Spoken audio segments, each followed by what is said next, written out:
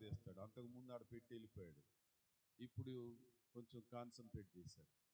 So చాలా సంతోషం.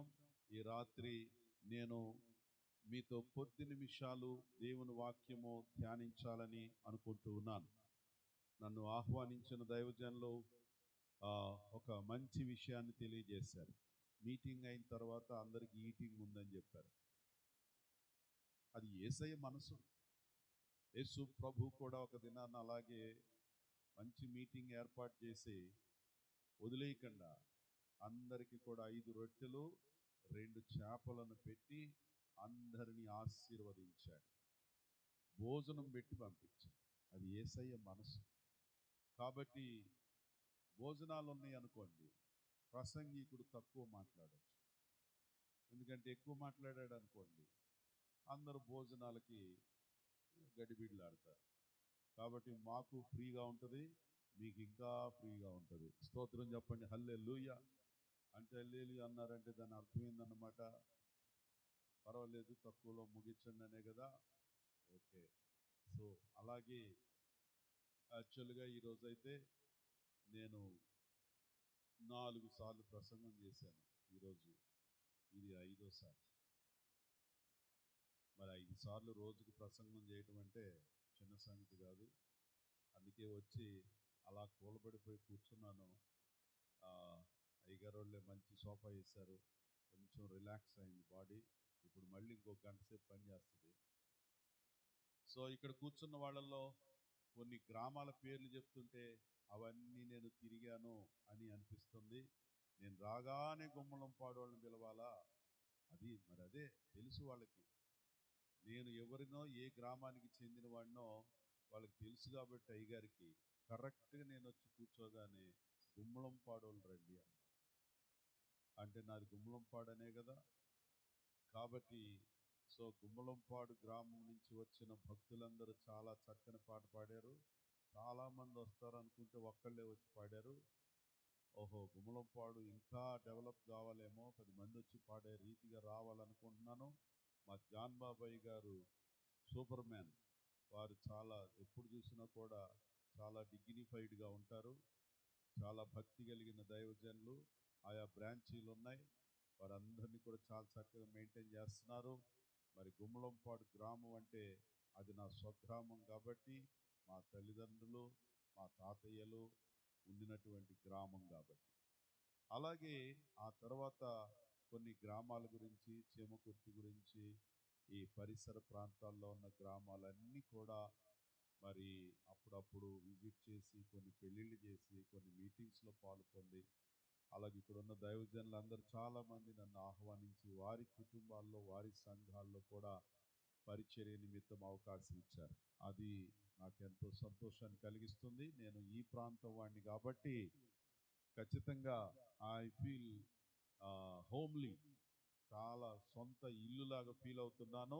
మిమ్మల్ని అందరినీ చూడటం చాలా సంతోషం. దేవుడు మనల్ని అందరినీ ఆశీర్వదించును గాక. గట్టిగా దేవునికి స్తోత్రం చేద్దాం. ఈ రాత్రి మనం దేవుని వాక్యము ధ్యానం చేసుకుందాం. ఈరోజు మన ధ్యానము కొరకై పరిశుద్ధ గ్రంథమైన బైబిల్ నుండి లూకా వ్రాసిన సువార్త 24వ అధ్యాయము 49వ వచనాన్ని చదువుదాం. లూకా రాసిన సువార్త 24వ అధ్యాయము 49వ వచనము. చదివేవారు ఎవరైనా ఒకరు చదివి సహాయం చేయాల్సిందని కోరుతూ ఉన్నాను. ఇదిగో నా తండ్రి వాగ్దానము చేసినది మీ మీదికి పంపుచున్నాను. మీరు పై నుండి శక్తి పొందు వరకు పట్టణములో నిలిచి ఉండుడి. చెప్పండి ఈ మాట. మీరు పై నుండి శక్తి పొందే వరకు, చెప్తారు ఈ మాట, మీరు పై నుండి శక్తి పొందే వరకు పట్టణములోనే నిలిచి ఉండుడి. చాలా బాగా చెప్పారు. దాన్ని ఇంకొంచెం ఇంత పొడుగు కాకుండా తక్కువలో చెప్పుకుందామా?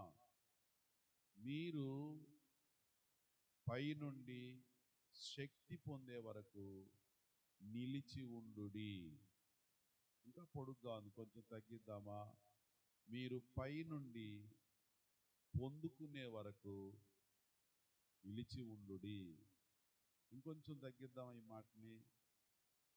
మీరు పొందుకునే వరకు, చెప్తారు గట్టిగా, మీరు పొందుకునే వరకు నిలిచి ఉండుడి.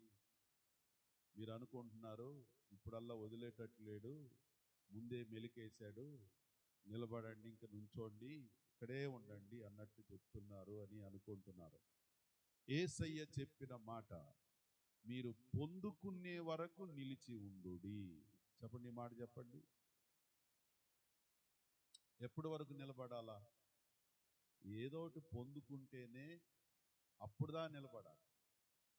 మనం కొన్నిసార్లు పొందుకునేదాకా నిలబడం, మధ్యలోనే పోతుంటాం. ఏదో ఒకటి రిసీవ్ చేసుకోవాలి. We must wait until receive the power of the Holy Spirit. పరిశుద్ధాత్మ శక్తిని పొందుకునే వరకు ఇక్కడే నిలబడి ఉండాలా. దేవునికి స్తోత్రం. ప్రార్థన చేసుకుందాం. ప్రియుడైన మా తండ్రి, నీకు స్తోత్రాలు. చదవబడిన లేఖన భాగము మా కొరకు మీరు ఆశీర్వదించండి. కూడి వచ్చిన భక్త జనాంగమును దీవించండి. నీ దాసులు దైవజనులు ప్రభువా ఎంతో ప్రయాసతో ఈ సభలు ఏర్పాటు చేశారు. పరిశుద్ధాత్మదేవా, ఈ రాత్రిని వాక్యము ద్వారా మా అందరితో మాట్లాడమని యేసు నామమున ప్రార్థించుచున్నాము తండ్రి. అందరూ ఆమేన్ చెబుదాం. నీలో నిలచి ఆత్మ ఫలములు ఫలించుట కొరకు నా పైన నిండుగా ఆత్మవర్షము కృమారించు. కృపామయుడా నీలోన, కృపామయుడా నీలోన నివసింపచేసినందునా ఇదిగో నా స్తుతుల సింహాసనం. నీలో నివసింపచేసినందునా ఇదిగో నా స్తుతుల సింహాసనం. కృపామయుడా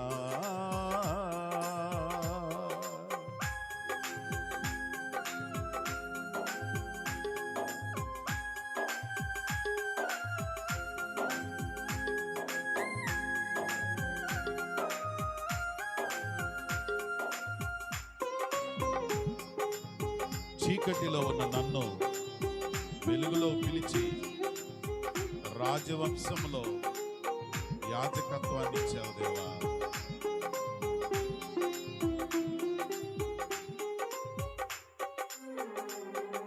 చీకటి నుండి వెలుగులోనికి నన్ను పిలచిన తేజోమయ్యా. ఆమేన్.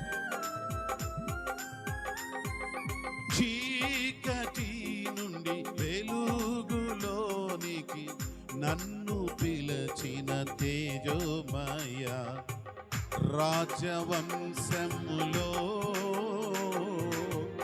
యాజకత్వము చేసేదను. రాజవంశములో యాజకత్వము చేసేదను. కృపామయుడా నీలో నివసింపజేసి నందునా ఇదిగో నా స్తుతుల సింహాసనం.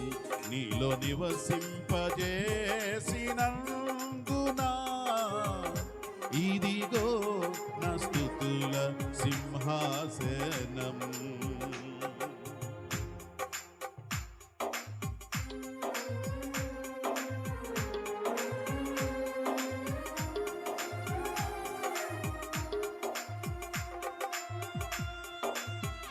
చీకటిలో నుంచి నన్ను బయటికి పిలిచి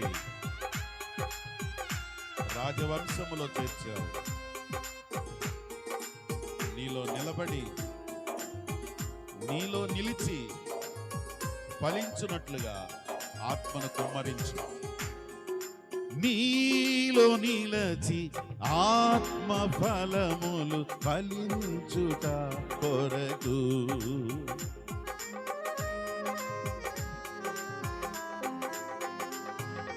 నీలో నిలచి ఆత్మ ఫలములు ఫలించుట కొరకు నా పైన నిండుగా ఆత్మవర్షము కృమ్మారించు. నా పైన నిండుగా ఆత్మవర్షము కృమ్మారించు. కృపామయుడా నీలోన కృపామయుడు. అందరూ చప్పట్లు కొడదామా? నివసింపజేసినందున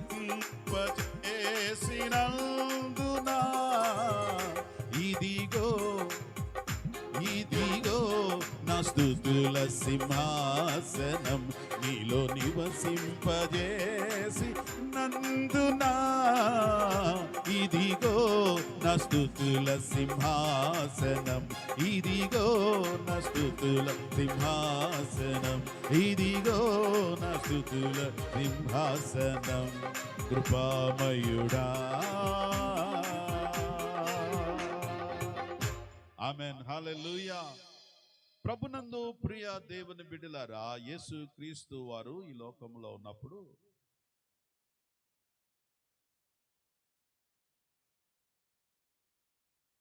మానవుడిగా 33.5 సంవత్సరాల కాలం ఈ లోకంలో జీవించారు. యేసుక్రీస్తు వారు జీవించినటువంటి కాలంలో యేసయ్యను చాలా మంది వెంబడించారు. యేసయ్య శిష్యులుగా మారిపోయారు. యేసుక్రీస్తు వారు తన శిష్యులకి చాలా విషయాలు బోధించారు, నేర్చుకున్నారు శిష్యులు కూడా. ఆ తర్వాత యేసుక్రీస్తు వారు తాను ఏ సంకల్పముతో ఈ లోకానికి వచ్చారో ఆ సంకల్పము నెరవేర్చడానికి కల్వరి సిలువలో తన ప్రాణాన్ని దానముగా పెట్టి మనందరి రక్షణార్థము నిమిత్తమై ప్రాయశ్చిత్తముగా సిలువలో బలి అయిపోయి తన ప్రాణం అర్పించారు.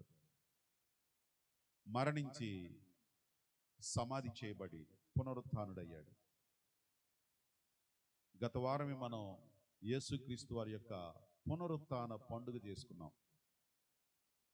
ఈ ప్రపంచంలో అలాంటి పండుగ ఏ వ్యక్తులు కూడా జరిగించుకోలేరు. మన యేసయ్య మనకు ఆ ధన్యత ఇచ్చాడు. 2 చేతులు ఎత్తి దేవునికి స్తోత్రం. ఈ ప్రపంచంలో ఆ పండగను పోలిన పండుగ ఈ ప్రపంచంలో ఎక్కడ లేదు. చప్పలు కొట్టి ప్రభు నామాన్ని మహిమపరుద్దాం. ఎందుకంటే ఈ లోకంలో చాలా మంది సమాధి పండుగలు చేస్తారు. ఎందుకంటే వారి పూర్వీకులు, వారి పెద్దలు అందరూ కూడా సమాధుల్లో ఉన్నారు కాబట్టి. మన యేసయ్య మనకిచ్చిన గొప్ప ధన్యత ఏంటంటే యేసయ్య సమాధిలో లేడు, పునరుత్థానుడైపోయాడు. చప్పలు కొట్టి ప్రభు నామాన్ని మహిమపరుద్దాం. యేసుక్రీస్తు వారు పునరుత్థానుడైన తర్వాత ఇంకా 40 రోజులు ఆయన ఈ భూమి మీద ఉన్నారు. ఎందుకున్నారు అనంటే తనను వెంబడించిన శిష్య బృందానికి యేసుక్రీస్తు వారు సజీవుడు అని బయలుపరుచుకోవడం కోసం 40 రోజులు ఉన్నారు. 11 పర్యాయాలు 11 సార్లు యేసుక్రీస్తు వారు సజీవుడిగా శిష్యులకు కనబడ్డాడు, ప్రత్యక్షపరుచుకున్నాడు. యేసుక్రీస్తు వారు ఈ 11 సార్లు కూడా శిష్యులను చాలా బలపరిచాడు. 40 రోజులు అయిపోయింది. యేసుక్రీస్తు వారు తన శిష్యులందరూ కాన్ఫిడెంట్గా ఉన్నారు. Yes, they believe I'm living God. నేను సజీవుడైన దేవుడిని వీళ్ళు నమ్మేశారు.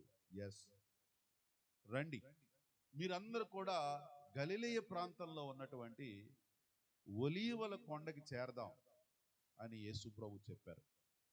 అందరూ కూడా అక్కడికి చేరుకున్నారు. అది గలిలయ ప్రాంతంలో. యోధా దేశము 3 ప్రాంతాలుగా ఉంటుంది: యోదయ, సమరయ, గలిలయ. ఈ యోదయ నుండి గలిలయకి సుమారు 200 కిలోమీటర్ల దూరం ఉంటుంది. ఆ దేశం అంతా కూడా 200 కిలోమీటర్లు ఆ ప్రాంతం. యోదయ నుంచి గలిలయకి సుమారు 120 కిలోమీటర్లు ఉంటుంది. ఈ ప్రాంతం వాళ్ళందరూ కూడా గలిలయకి చేరుకున్నారు. ఎక్కువ మంది గలిలయకి సంబంధించిన వాళ్ళు. సుమారు ఒక 500 మంది ఆ ఒలీవ కొండ దగ్గర చేరుకున్నారు. ఆ కొండ దగ్గర యేసు ప్రభువారు అది చివరి రోజు వారితో మాట్లాడుతున్నారు. చాలా విషయాలు చెప్పిన తర్వాత ఆయన చివరి మాట అంటే సిలువలో పలికిన 7 మాటల్లో చివరి మాట కాదు. అసలు యేసు ప్రభువారు మానవుడిగా ఈ లోకములో జీవించిన కాలంలో ఇక పరమునకు కొనిపోబడక మునుపు, అనగా ఆరోహణం కాక మునుపు చివరి మాట. నేను 4 సువార్తలు చదివిన తర్వాత అది చివరి మాట అనిపించింది నాకు. ఏమిటి ఆ చివరి మాట అంటే, మీరు పొందుకునే వరకు నిలబడి ఉండండి, నిలిచి ఉండండి అనే మాట చెప్పేశారు.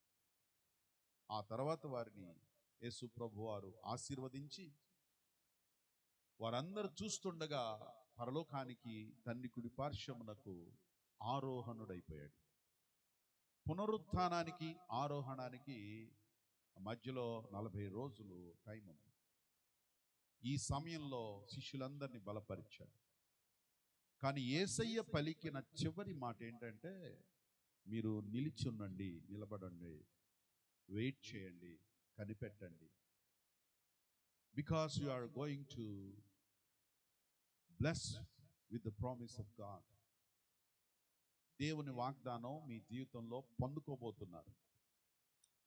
మీరు ఇన్ని సంవత్సరాలు నన్ను వెంబడించారు, ఇన్ని సంవత్సరాలు నాకు భక్తులుగా ఉన్నారు, ఇన్ని సంవత్సరాల నుండి నన్ను వెంబడిస్తున్నారు, ఇన్ని సంవత్సరాల నుండి నా గురించి ఆలోచిస్తున్నారు, ఇన్ని సంవత్సరాల నుండి మీరేదో పొందుకోవాలని ఎదురు చూస్తున్నారు. సో ఇన్ని సంవత్సరాల సీనియారిటీ ఉంది. అయితే మీరు ఏదో ఒకటి పొందుకోవాలి. ఆ పొందుకునే వరకు కూడా నిలబడండి, మధ్యలో వెళ్ళిపోవద్దు అన్నట్టుగా యేసుక్రీస్తు వారు తెలియజేస్తారు. దేవునికి స్తోత్రం చెప్పండి, హల్లెలూయా. అంటే ఈ మాటలో గొప్ప నిరీక్షణ ఉంది. మీరు ఏదో పొందుకోబోతున్నారు, దేవుడు ఏదో సిద్ధం చేశాడు. God has prepared a separate blessing for you. So please wait until they receive that a great blessing. దేవుడు మన కొరకు ఏది సిద్ధం చేశాడో, దేవుడు మన కొరకు ఏది స్థిరపరిచాడో, ఏది మన కొరకు ప్లాన్ చేశాడో, ఏది మన కొరకు ప్రభువు ఉంచాడో దానిని పొందుకునే వరకు నిలిచి ఉందాం. స్తోత్రం చెప్పండి, హల్లెలూయా. కానీ కొన్నిసార్లు మనం ఆ చివరి గడియ వరకు నిలబడలేము. ఎవరో ఒక ఆయన చెప్తా ఉంటారు, పల్లెటూళ్ళలో మనం కొన్నిసార్లు చెప్తే కొందరట అన్నం ఉడికేదాకా ఉంటారంట. అన్నం ఉడికేదాకా ఉంటారంట, కానీ గంజి వార్చేదాకా ఆగలేరంట కొంతమంది. అంటే గంజి వారచటం ఉంటుంది కదా, ఆ టైంలో అబ్బా ఏంటమ్మా ఇంకా ఆకలవుతుంది, ఇంకా గంజి ఉంచుతున్నావా అంటారట. అంటే అప్పుడు దాకా ఆగాడు. కొన్నిసార్లు అలాగే మనం లాస్ట్ మూమెంట్ వరకు ఆగుతాం. ట్రైన్ కోసం ఎదురు చూస్తాం, రైలు బండి కోసం ఎదురు చూసి ఏం చేస్తాం తెలుసా?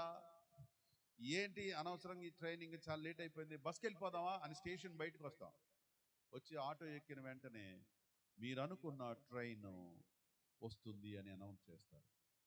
ఏం చేయాలో అర్థం కాదు, బుర్ర బయలుపోతుంది. పోతే పోయిందిలేని బస్కి వెళ్ళిపోతాం కదా. బస్ స్టాండ్కి వెళ్ళి ఎక్కిన తర్వాత బస్సు ఎక్కుదాం అనుకోం, మనకు కావాల్సిన లగ్జరీ బస్ కోసం చూస్తాం, ఎంతకీ రాదే. ఈలోపు చాలా బస్సులు వస్తుండే, అరే ఈ బస్సు ఎక్కినా బాగుండేది అనిపిస్తుంది. చివరికి విసుగు పుట్టి ఏం చేస్తాం తెలిసి, ఈ లగ్జరీ బస్సు ఉంటే ఉంది లేకపోతే లేదులే అని చెప్పి పల్లె వెలుగు ఎక్కి కూర్చొని టికెట్ కొట్టించుకుంటాం. టికెట్ కొట్టించుకున్న తర్వాత ప్రశాంతంగా తగుదునమ్మా అని పక్కనే వచ్చి ఆగుద్ది లగ్జరీ బస్సు. ఇప్పుడు ఏం చేయాలి? టికెట్ కూడా కొట్టించుకున్నాం కదా. అందుకని ఆ పల్లె వెలుగులో పళ్ళికలు ఇచ్చుకుంటా పోటం తప్పితే అంతకు మించి ఏమీ చేయలేదు. అప్పుడు దాకా ఆగలేము. ఒక 5 నిమిషాలు ఆగితే పల్లె వెలుగు ఎక్కకుండా లగ్జరీ బస్ ఎక్కేవాడు.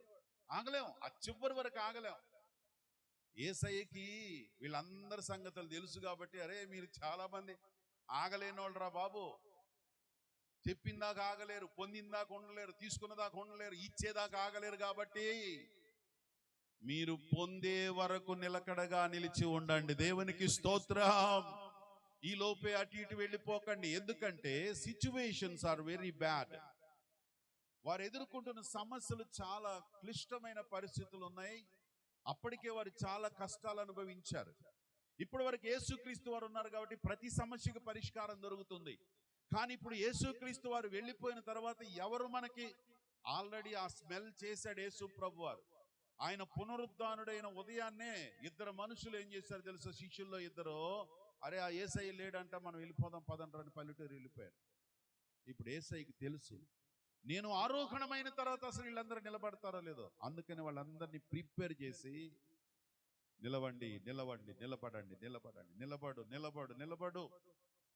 నువ్వు నిలబడితే, నువ్వు ఏమై ఉన్నావో నువ్వు నిలబడితే నీ జీవితం అద్భుతంగా ఉంటది. దేవునికి స్తోత్రం. ఒంగోలులో నేను చిన్నప్పుడు సేవ ప్రారంభించిన తొలి రోజుల్లో రెంట్ సైకిల్ తీసుకొని వెళ్తా ఉండేవాడిని. అద్దె సైకిల్ తీసుకొని వెళ్తా ఉండేటప్పుడు ఆ అద్దె సైకిల్ ఇచ్చేవారు ఒంగోలులో సెంట్రల్ కేఫ్ దగ్గర, కోర్ట్ సెంటర్లో ఎవరో ఒక పెద్ద షాప్ ఒకటి ఉంది, మస్తాన్. ఆ షాపు నిండా సైకిల్, 100 సైకిళ్ళు ఉంటాయి సుమారుగా. మన ఊర్లో వాళ్ళందరూ కూడా వచ్చి అక్కడే రెంట్కి సైకిల్ తీసుకుని వెళ్తూ ఉంటారు.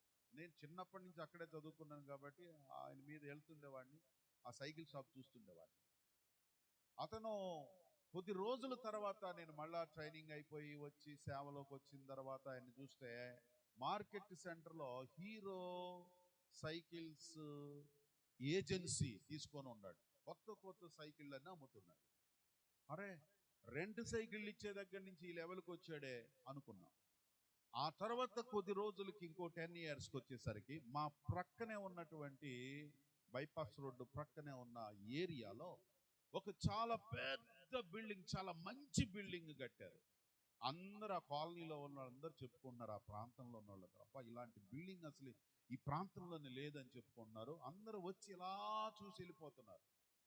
అంటే గ్లాసెస్ తోటి కవర్ చేసినటువంటి బిల్డింగ్, ఫస్ట్ బిల్డింగ్ ఆ ఏరియాలో. ఆ లైన్లో నుంచే మన చర్చికి కొంతమంది విశ్వాసులు వస్తూ ఉంటారు.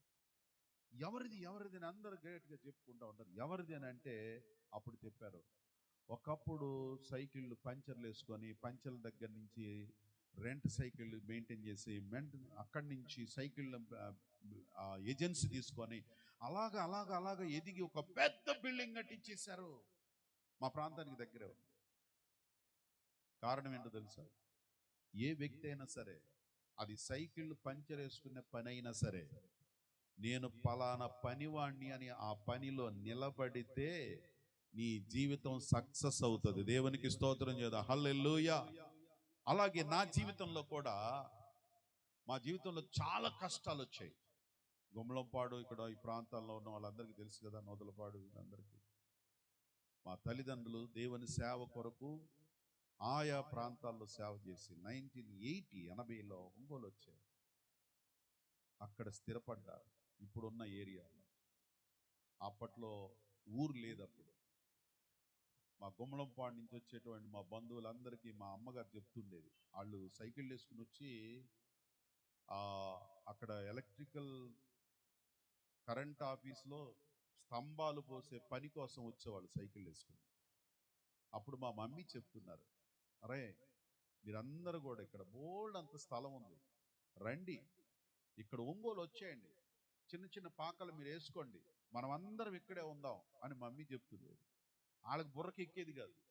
అక్కడి నుండి సైకిల్ వేసుకుని ఇక్కడికి వచ్చేవాళ్ళు కానీ, ఈ ఊరికి వచ్చేవాళ్ళు కానీ ఒక్కళ్ళైనా వచ్చి మా పక్కనే ఇల్లు వేసుకుని ఉందాం అనుకోలేదు. అప్పుడు బోల్డంతా ఖాళీ ఉంది, ఊరంతా ఖాళీనే. అప్పుడు ఎవరు ఒక్కడు కూడా రాలేదు. అలాంటి క్లిష్ట పరిస్థితుల్లో 1980వ సంవత్సరంలో రక్షించబడి 81వ సంవత్సరంలో యేసయ్య సేవ కోసం సమర్పించుకున్నాను నేను. 82వ సంవత్సరంలో ఉద్యోగం ఆఫర్ వచ్చింది. అప్పుడు పరిస్థితులు ఎలా ఉన్నాయంటే కడుపు మాడిపోతుంది, మమ్మల్ని ఎవరు గుర్తించట్లేదు, అసలు సేవ అంటే తెలియదు, సేవకుడు అంటే తెలియదు, మమ్మల్ని గుర్తించే వాళ్ళే లేరు ఒంగోలు పట్టణంలో. ఎందుకంటే అది ఊర్లోనే చివర, అసలు ఊరు లేదు అప్పుడు. అలాంటి సమయంలో ఉద్యోగం ఆఫర్ వచ్చింది, పోలీసు ఉద్యోగం ఫ్రీగా. ఆ ఎదురుగా పోలీస్ క్యాంపస్ ఉండేది కదా, మమ్మల్ని చూసి ఒక ఆయన, ఆ కాలనీ దాని మొత్తానికి హెడ్ ఆర్ఐ అంటారు, రెవెన్యూ ఇన్స్పెక్టర్ అంటారు ఆయన్ని. సో ఆయన రిజర్వ్ ఇన్స్పెక్టర్ అంటారు, ఆది నారాయణ అని. ఆయన మమ్మల్ని ఇంటికి పిలిచాడు. మా మమ్మీ నేను వెళ్ళాం, డాడీ చనిపోయినప్పుడు. వెళ్తే మీకు ఉద్యోగం ఇచ్చేస్తాను రా, మిమ్మల్ని చూస్తుంటే మా తల్లిదండ్రులు గుర్తొస్తున్నారు, చాలా కష్టాల్లో ఉన్నారు మీరు, నువ్వు సరిపోతావు, హైట్ వెయిట్, ఉద్యోగం ఇప్పిస్తాను, నీకు పేరు పెట్టేస్తాను అని చెప్పారు. వారం రోజులు టైం తీసుకున్న తర్వాత అమ్మ నేను మాట్లాడుకున్నాను. నేను సేవకు సమర్పించుకున్నాను కదా, మరి ఎలాగా కుటుంబ సమస్యలను బట్టి ఉద్యోగం చేద్దామా అని ఆలోచిస్తూ ఉంటే మమ్మీ నేను మాట్లాడుకున్న తర్వాత, no chance. You have decided to serve God. You dedicate your life and we also dedicate your life for God. So don't worry, దేవుడు చూసుకుంటాడు, మేము చనిపోయినా పర్లేదు, నువ్వు సేవ చేయాలి అని అమ్మగారు భరోసా ఇచ్చారు. వెళ్ళి చెప్పాం, అయ్యా మాకు ఉద్యోగం అవసరం లేదండి, మేము దేవుని సేవ చేయాలి అని చెప్పాం. ఆయనకు అర్థం కాలేదు, ఏంట్రా దేవుడిని నమ్ముకున్నారు, ప్రార్థనకి వెళ్ళండి, ఉద్యోగం ఇస్తే ఏంటి అని చెప్పేశారు. కానీ ఆయనకి తెలియదు నేను సేవకు సమర్పించుకున్నాను. No more jobs, no more any works, I have decided serve Jesus Christ. దేవుని సేవకు 1984 గ్రాడ్యుయేషన్ అయిపోయింది, 85లో సేవ ప్రారంభించాను. ఈ రోజు వరకు వెనక్కి తిరిగి వెళ్లకుండా నేను పాస్టర్ని, నేను సేవకుడిని, యేసయ్య సేవకుడిని లైన్లోనే ఉన్నాను గనుకనే నా జీవితాన్ని అద్భుతంగా దేవుడు దీవించాడు. దేవునికి స్తోత్రం, దేవునికి స్తోత్రం చేద్దా. హల్లెలూయా. నిలబడు, నిలిచి ఉండు. You must stay there where you are. You must stay there where you are and who you are. నీవు ఏమై ఉన్నావో, నువ్వు ఎక్కడ ఉన్నావో దానిలో నిలిచి ఉండండి. యేసయ్య శిష్యులకు అదే చెప్పాడు, మీరు పొందుకునే వరకు నిలబడి ఉండండి, మీ జీవితాలు మారిపోతాయి. దేవునికి స్తోత్రం. యేసుక్రీస్తు వారు ఇదే మాటను 3 సందర్భాల్లో చెప్పాడు. అది ఈ రోజు రాత్రి దేవుని వాక్యంలో మనం నేర్చుకోబోతున్నాం. నాకు 9:30కి సమయం ఇచ్చారు, 10:30కి ముగించొచ్చని అనుకుంటున్నాను. దీన్ని అందరు సైలెంట్గా ఉన్నారు. మైక్ మీకు ఇచ్చాం బాబు, మీ ఇష్టం కదా అన్నట్టు వస్తున్నారు. మీరు సైలెంట్గా ఉన్నారు కాబట్టి ఇంకొంచెం ముందు ట్రై చేస్తాను, కొంచెం ముందుకి ముగించడానికి ట్రై చేస్తాను. నంబర్ 1, యేసుక్రీస్తు వారు ఇదే మాట, నిలబడండి, మీరు దీవించబడతారు, నిలబడండి, మీరు పొందుకుంటారు, నిలబడండి, మీరు ఆశీర్వదించబడతారు. దేవునికి స్తోత్రం. ఫస్ట్ టైం యేసు ప్రభు వారు మొట్టమొదట మాట్లాడింది ఎక్కడంటే యోహాను సువార్త 15వ అధ్యాయం మనందరికీ బాగా తెలుసు. యేసుక్రీస్తు వారు తన శిష్య బృందాన్ని చూశాడు. శిష్యులారా, నేను మిమ్మల్ని ఏర్పాటు చేసుకున్నాను అని చెప్పాడు. ఎందుకు ఏర్పాటు చేసుకున్నావయ్యా? మీరు ఫలించాలని నేను ఏర్పాటు చేసుకున్నాను. మీరు ఫలించాలని. ఎందుకు అనంటే మీ ఫలాలు నిలిచి ఉండేలాగా నేను మిమ్మల్ని ఏర్పాటు చేసుకున్నాను అని చెప్పాడు. అయితే మీరు ఫలించాలంటే, మీ ఫలాలు నిలిచి ఉండాలంటే మీరు నాలో నిలిచి ఉండాలి. స్తోత్రం చెప్పండి, హల్లెలూయా. మీరు నాలో నిలిచి ఉండాలి అంటే శిష్యులందరూ కూడా ముఖాలన్నీ ఇలా పెట్టుకుని, ఏంట్రా యేసయ్యలో నిలిచి ఉండడం ఎలాగా అర్థం కాలేదు. అందుకని యేసు ప్రభు ఏం చెప్పాడంటే ఒక ఎగ్జాంపుల్ చెప్పాడు. ఏమిటి ఆ ఉదాహరణ అంటే, నేను ద్రాక్షావళిని అనుకోండి, నేను ద్రాక్షావళిని అయితే మీరు తీగలు అనుకోండి. ఇప్పుడు చెప్పండి, ద్రాక్షావళిలో తీగలు నిలిచి ఉంటే ఏమవుతాయి? ఫలిస్తాయి. తీగలు నిలిచి ఉండకపోతే ఏమవుతాయి? ఎండిపోతాయి. అలాగే మీరు కూడా నాలో నిలిచి ఉండండి.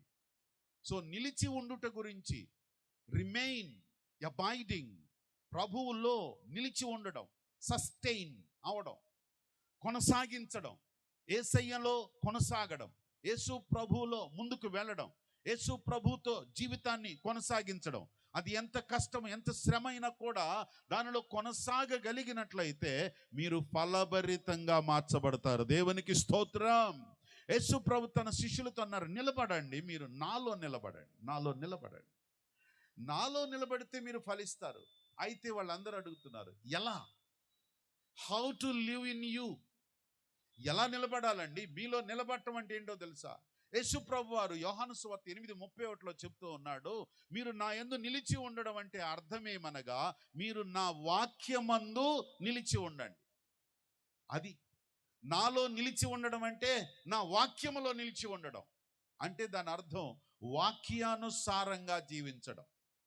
మనకి ఎలా పడితే అలా ఉబ్బడిదిబ్బడగా ఎలా పడితే అలా జీవించి మనకు నచ్చినట్లు, మనకు ఉన్నట్లు, మన కోరిక ప్రకారం, మన ఉద్దేశ ప్రకారం జీవిస్తే కాదు. ఒక వ్యక్తి ఫలించాలంటే మీరు నాలో నిలిచి ఉండాలి. నాలో నిలిచి ఉండడం అంటే వాక్యములో నిలిచి ఉండడం, వాక్యానుసారంగా జీవించడం, వాక్య పద్ధతిలో ఉండడం. వాక్యానుసారంగా జీవించడం అంటే ఆ మధ్య ఎవరో ఒక జోక్ ఒక ఆయన చెప్పారు. ఏమిటి అని అంటే, ఒక అతనికట బైబిల్ తెరిచి చూడటం అలవాటు అంట. ఇలా కళ్ళు మూసుకొని బైబిల్ తెరిచి చూడగానే ఆ పేజీలో ఏలు పెడతాడు. ఆ ఏలు పెట్టిన దగ్గర ఏ వాక్యం ఉంటే ఆ వాక్యము అని అనుకుంటాడంట. సో ఓ రోజున అలాగే బైబిల్ తెరిచాడంట. మీరు వినే ఉంటారులేండి. బైబిల్ తెరిస్తే వెంటనే ఆ ఏలు పెట్టిన దగ్గర యోధా ఉరిపోసుకొని చచ్చిపోయాను అని వచ్చిందంట. చిచి చిచి చిచి, ఇదేంట్రా ఇలాంటి వాక్యం వచ్చింది అనుకొని, అలాగదని మళ్ళీ బైబిల్ మూసేసి మళ్ళీ కళ్ళు మూసుకొని బైబిల్ తెరిచి ఓ చోట ఏలు పెట్టాడంట. ఆ ఏలు పెట్టిన దగ్గర ఈసారి వచ్చిన వాక్యం ఏంటంటే, నీవును అలాగున చేయుము అని వచ్చింది. ఎలాగా? యోధా ఉరిపోసుకున్నాడు, నువ్వు కూడా అలాగే చెయ్యి. అరే ఇదేంట్రా, దీనికి సింక్ అవట్లేదే అని మళ్ళీ మూసేశాడంట. మళ్ళీ ఈసారి బాగా గట్టిగా, దేవుడా నువ్వు నాతో మాట్లాడాలి, తను బైబిల్ తెరిచి ఏలు పెట్టాడంట. ఆలస్యము చేయక త్వరపడి ఈ పని జరిగించుము అని వచ్చింది. ఏ పని? ఉరిపోసుకోవటం అనేది ఇక ఆలస్యమే చేయదు. ఊరికి బైబిల్ ప్రకారం వాక్యానుసారంగా అంటే ఏదో ఊరిక కళ్ళు పూసుకొని లాటరీ వేసినట్టు, చిలక పస్తి వేసినట్టు కాదు. నిన్న మొన్న 2 రోజుల క్రితం ఒక వీడియో వచ్చింది నాకు. చిలక పస్తి వాడు దగ్గరికి ఒకడు వెళ్ళాడంట. వాడికి చిలక పస్తి వాడి దగ్గరికి వెళ్తే సైకిళ్ళు పంచర్లు వేసుకునే వ్యక్తి అంట అతను, ఈ మోటార్ సైకిళ్ళు రిపేర్ చేసే వ్యక్తి. అతను వెళ్ళి నాకు చిలక పరిస్థితి చెప్పమని చెబితే చిలక ఏం చేసిందంటే ఓ కార్డు తీసింది. ఆ కార్డు తీసిన తర్వాత ఆ కార్డు చూసి, నీకు అసలైన జాతకం చెప్పాలంటే 1600 రూపాయలు కట్టు అన్నాడంట. 1600 రూపాయల? నా దగ్గర డబ్బులు లేదు, మళ్ళీ తీసుకొని వస్తాను అని చెప్పి అన్నాడంట. అయితే నేను మళ్ళీ వచ్చినప్పుడు గనక అదే కార్డు గనక నీ చిలక తీస్తే ఖచ్చితంగా డబ్బులు కడతాను. ఇది జరిగిన వాస్తవం అనమాట. అలాగేనని చెప్పి వచ్చాడు. మళ్ళీ వచ్చిన తర్వాత డబ్బులు తీసుకొని వచ్చిన తర్వాత ఈసారి మళ్ళా చిలక కార్డు తీసే లోపు ఇతను వేసుకొచ్చిన బండి తపేల్మని పంచర్ అయింది. పెద్ద శబ్దం వచ్చింది. ఎవరు? మెకానిక్ వేసుకొచ్చిన బండి. అంటే కావాలని ఆ టయానికి అట్ట పెట్టాడో ఏమో, తప్పేలమని పేలడంతో ఈ పేలుడు దెబ్బకి చిలక పస్తి ఉన్న చిలక ఎగిరి ఎడిపోయిందో పోయింది.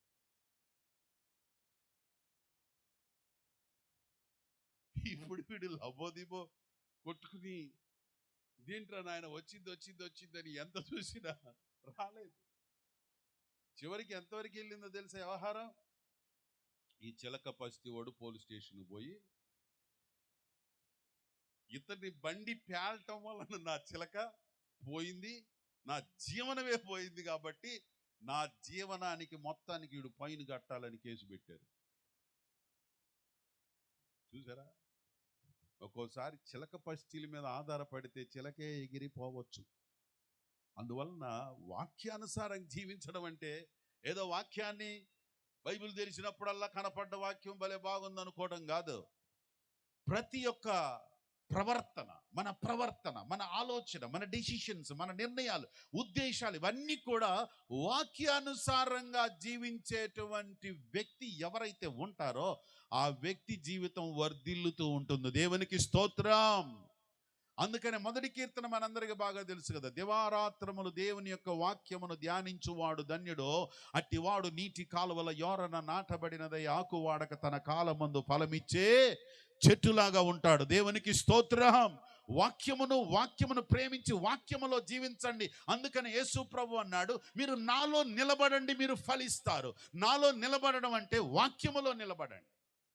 ఏదో ఎవరో చెప్పింది, ఎలాగో చెప్పింది, ఎవరెవరో మాట్లాడింది దాని ప్రకారం వెళ్ళిపోవడం కాదు. అది వాక్యమేనా?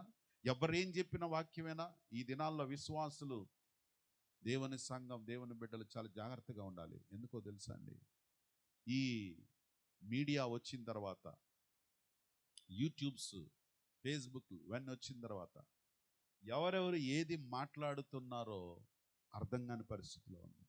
సిద్ధాంతాలు మారిపోతున్నాయి, పునాదులు పాడైపోతున్నాయి, సరైన పునాదులు లేకుండా ఉన్నాయి. Be care. వాక్యమే ఇవన్నీ కాదు. యూట్యూబ్లో వాళ్ళు చెప్పారు, వీళ్ళు చెప్పారు కాదు. మనకు ఒకే ఒక ట్యూబు, అదే బైబిల్ ట్యూబు. దేవునికి స్తోత్రం. వాక్యములో నిలిచి ఉంటే ప్రభువులో నిలిచి ఉంటాం, ప్రభువులో నిలిచి ఉంటే బహుగా ఫలిస్తాం. చప్పట్లు కొట్టి దేవుని నామంలో. ఒక వ్యక్తి బహుగా ఫలించేవాడు ఎవరంటే వాక్యములో నిలిచి ఉండ, అనగా ప్రభువులో నిలిచి ఉండడం.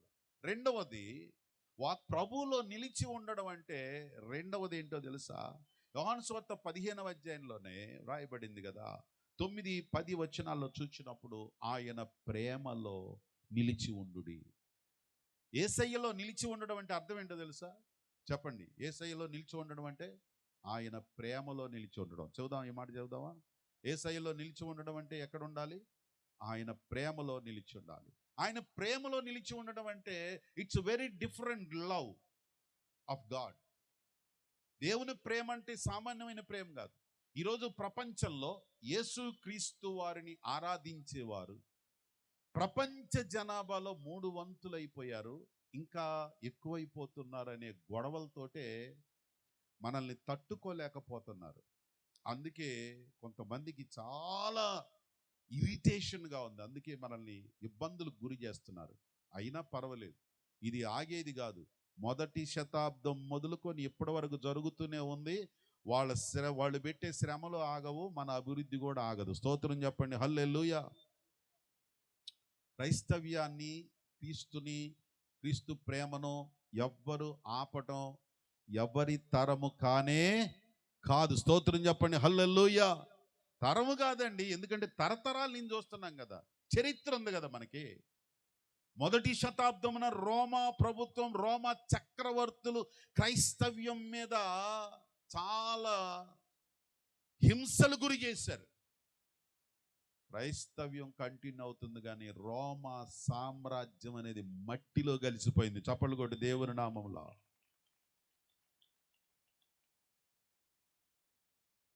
కమ్యూనిజం అనేటువంటిది రష్యాలో,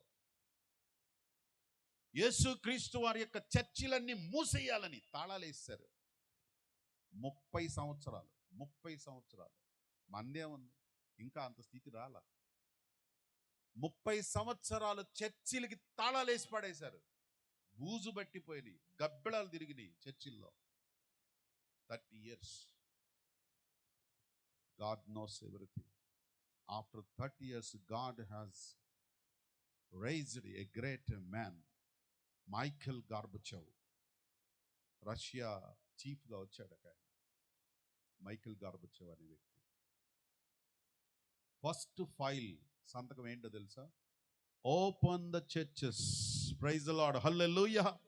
చర్చిలు ఓపెన్ చేయండి రా అన్నాడు. 30 సంవత్సరాల తర్వాత చర్చి ఓపెన్ చేస్తే ఈరోజు ఇండియాలో రక్షించబడే సంఖ్య కంటే కూడా రోజుకి 1000 మంది రక్షించబడుతున్నారు రష్యాలో. చప్పట్లు కొట్టి దేవుని నామాన్ని మహిమపరుద్దాం.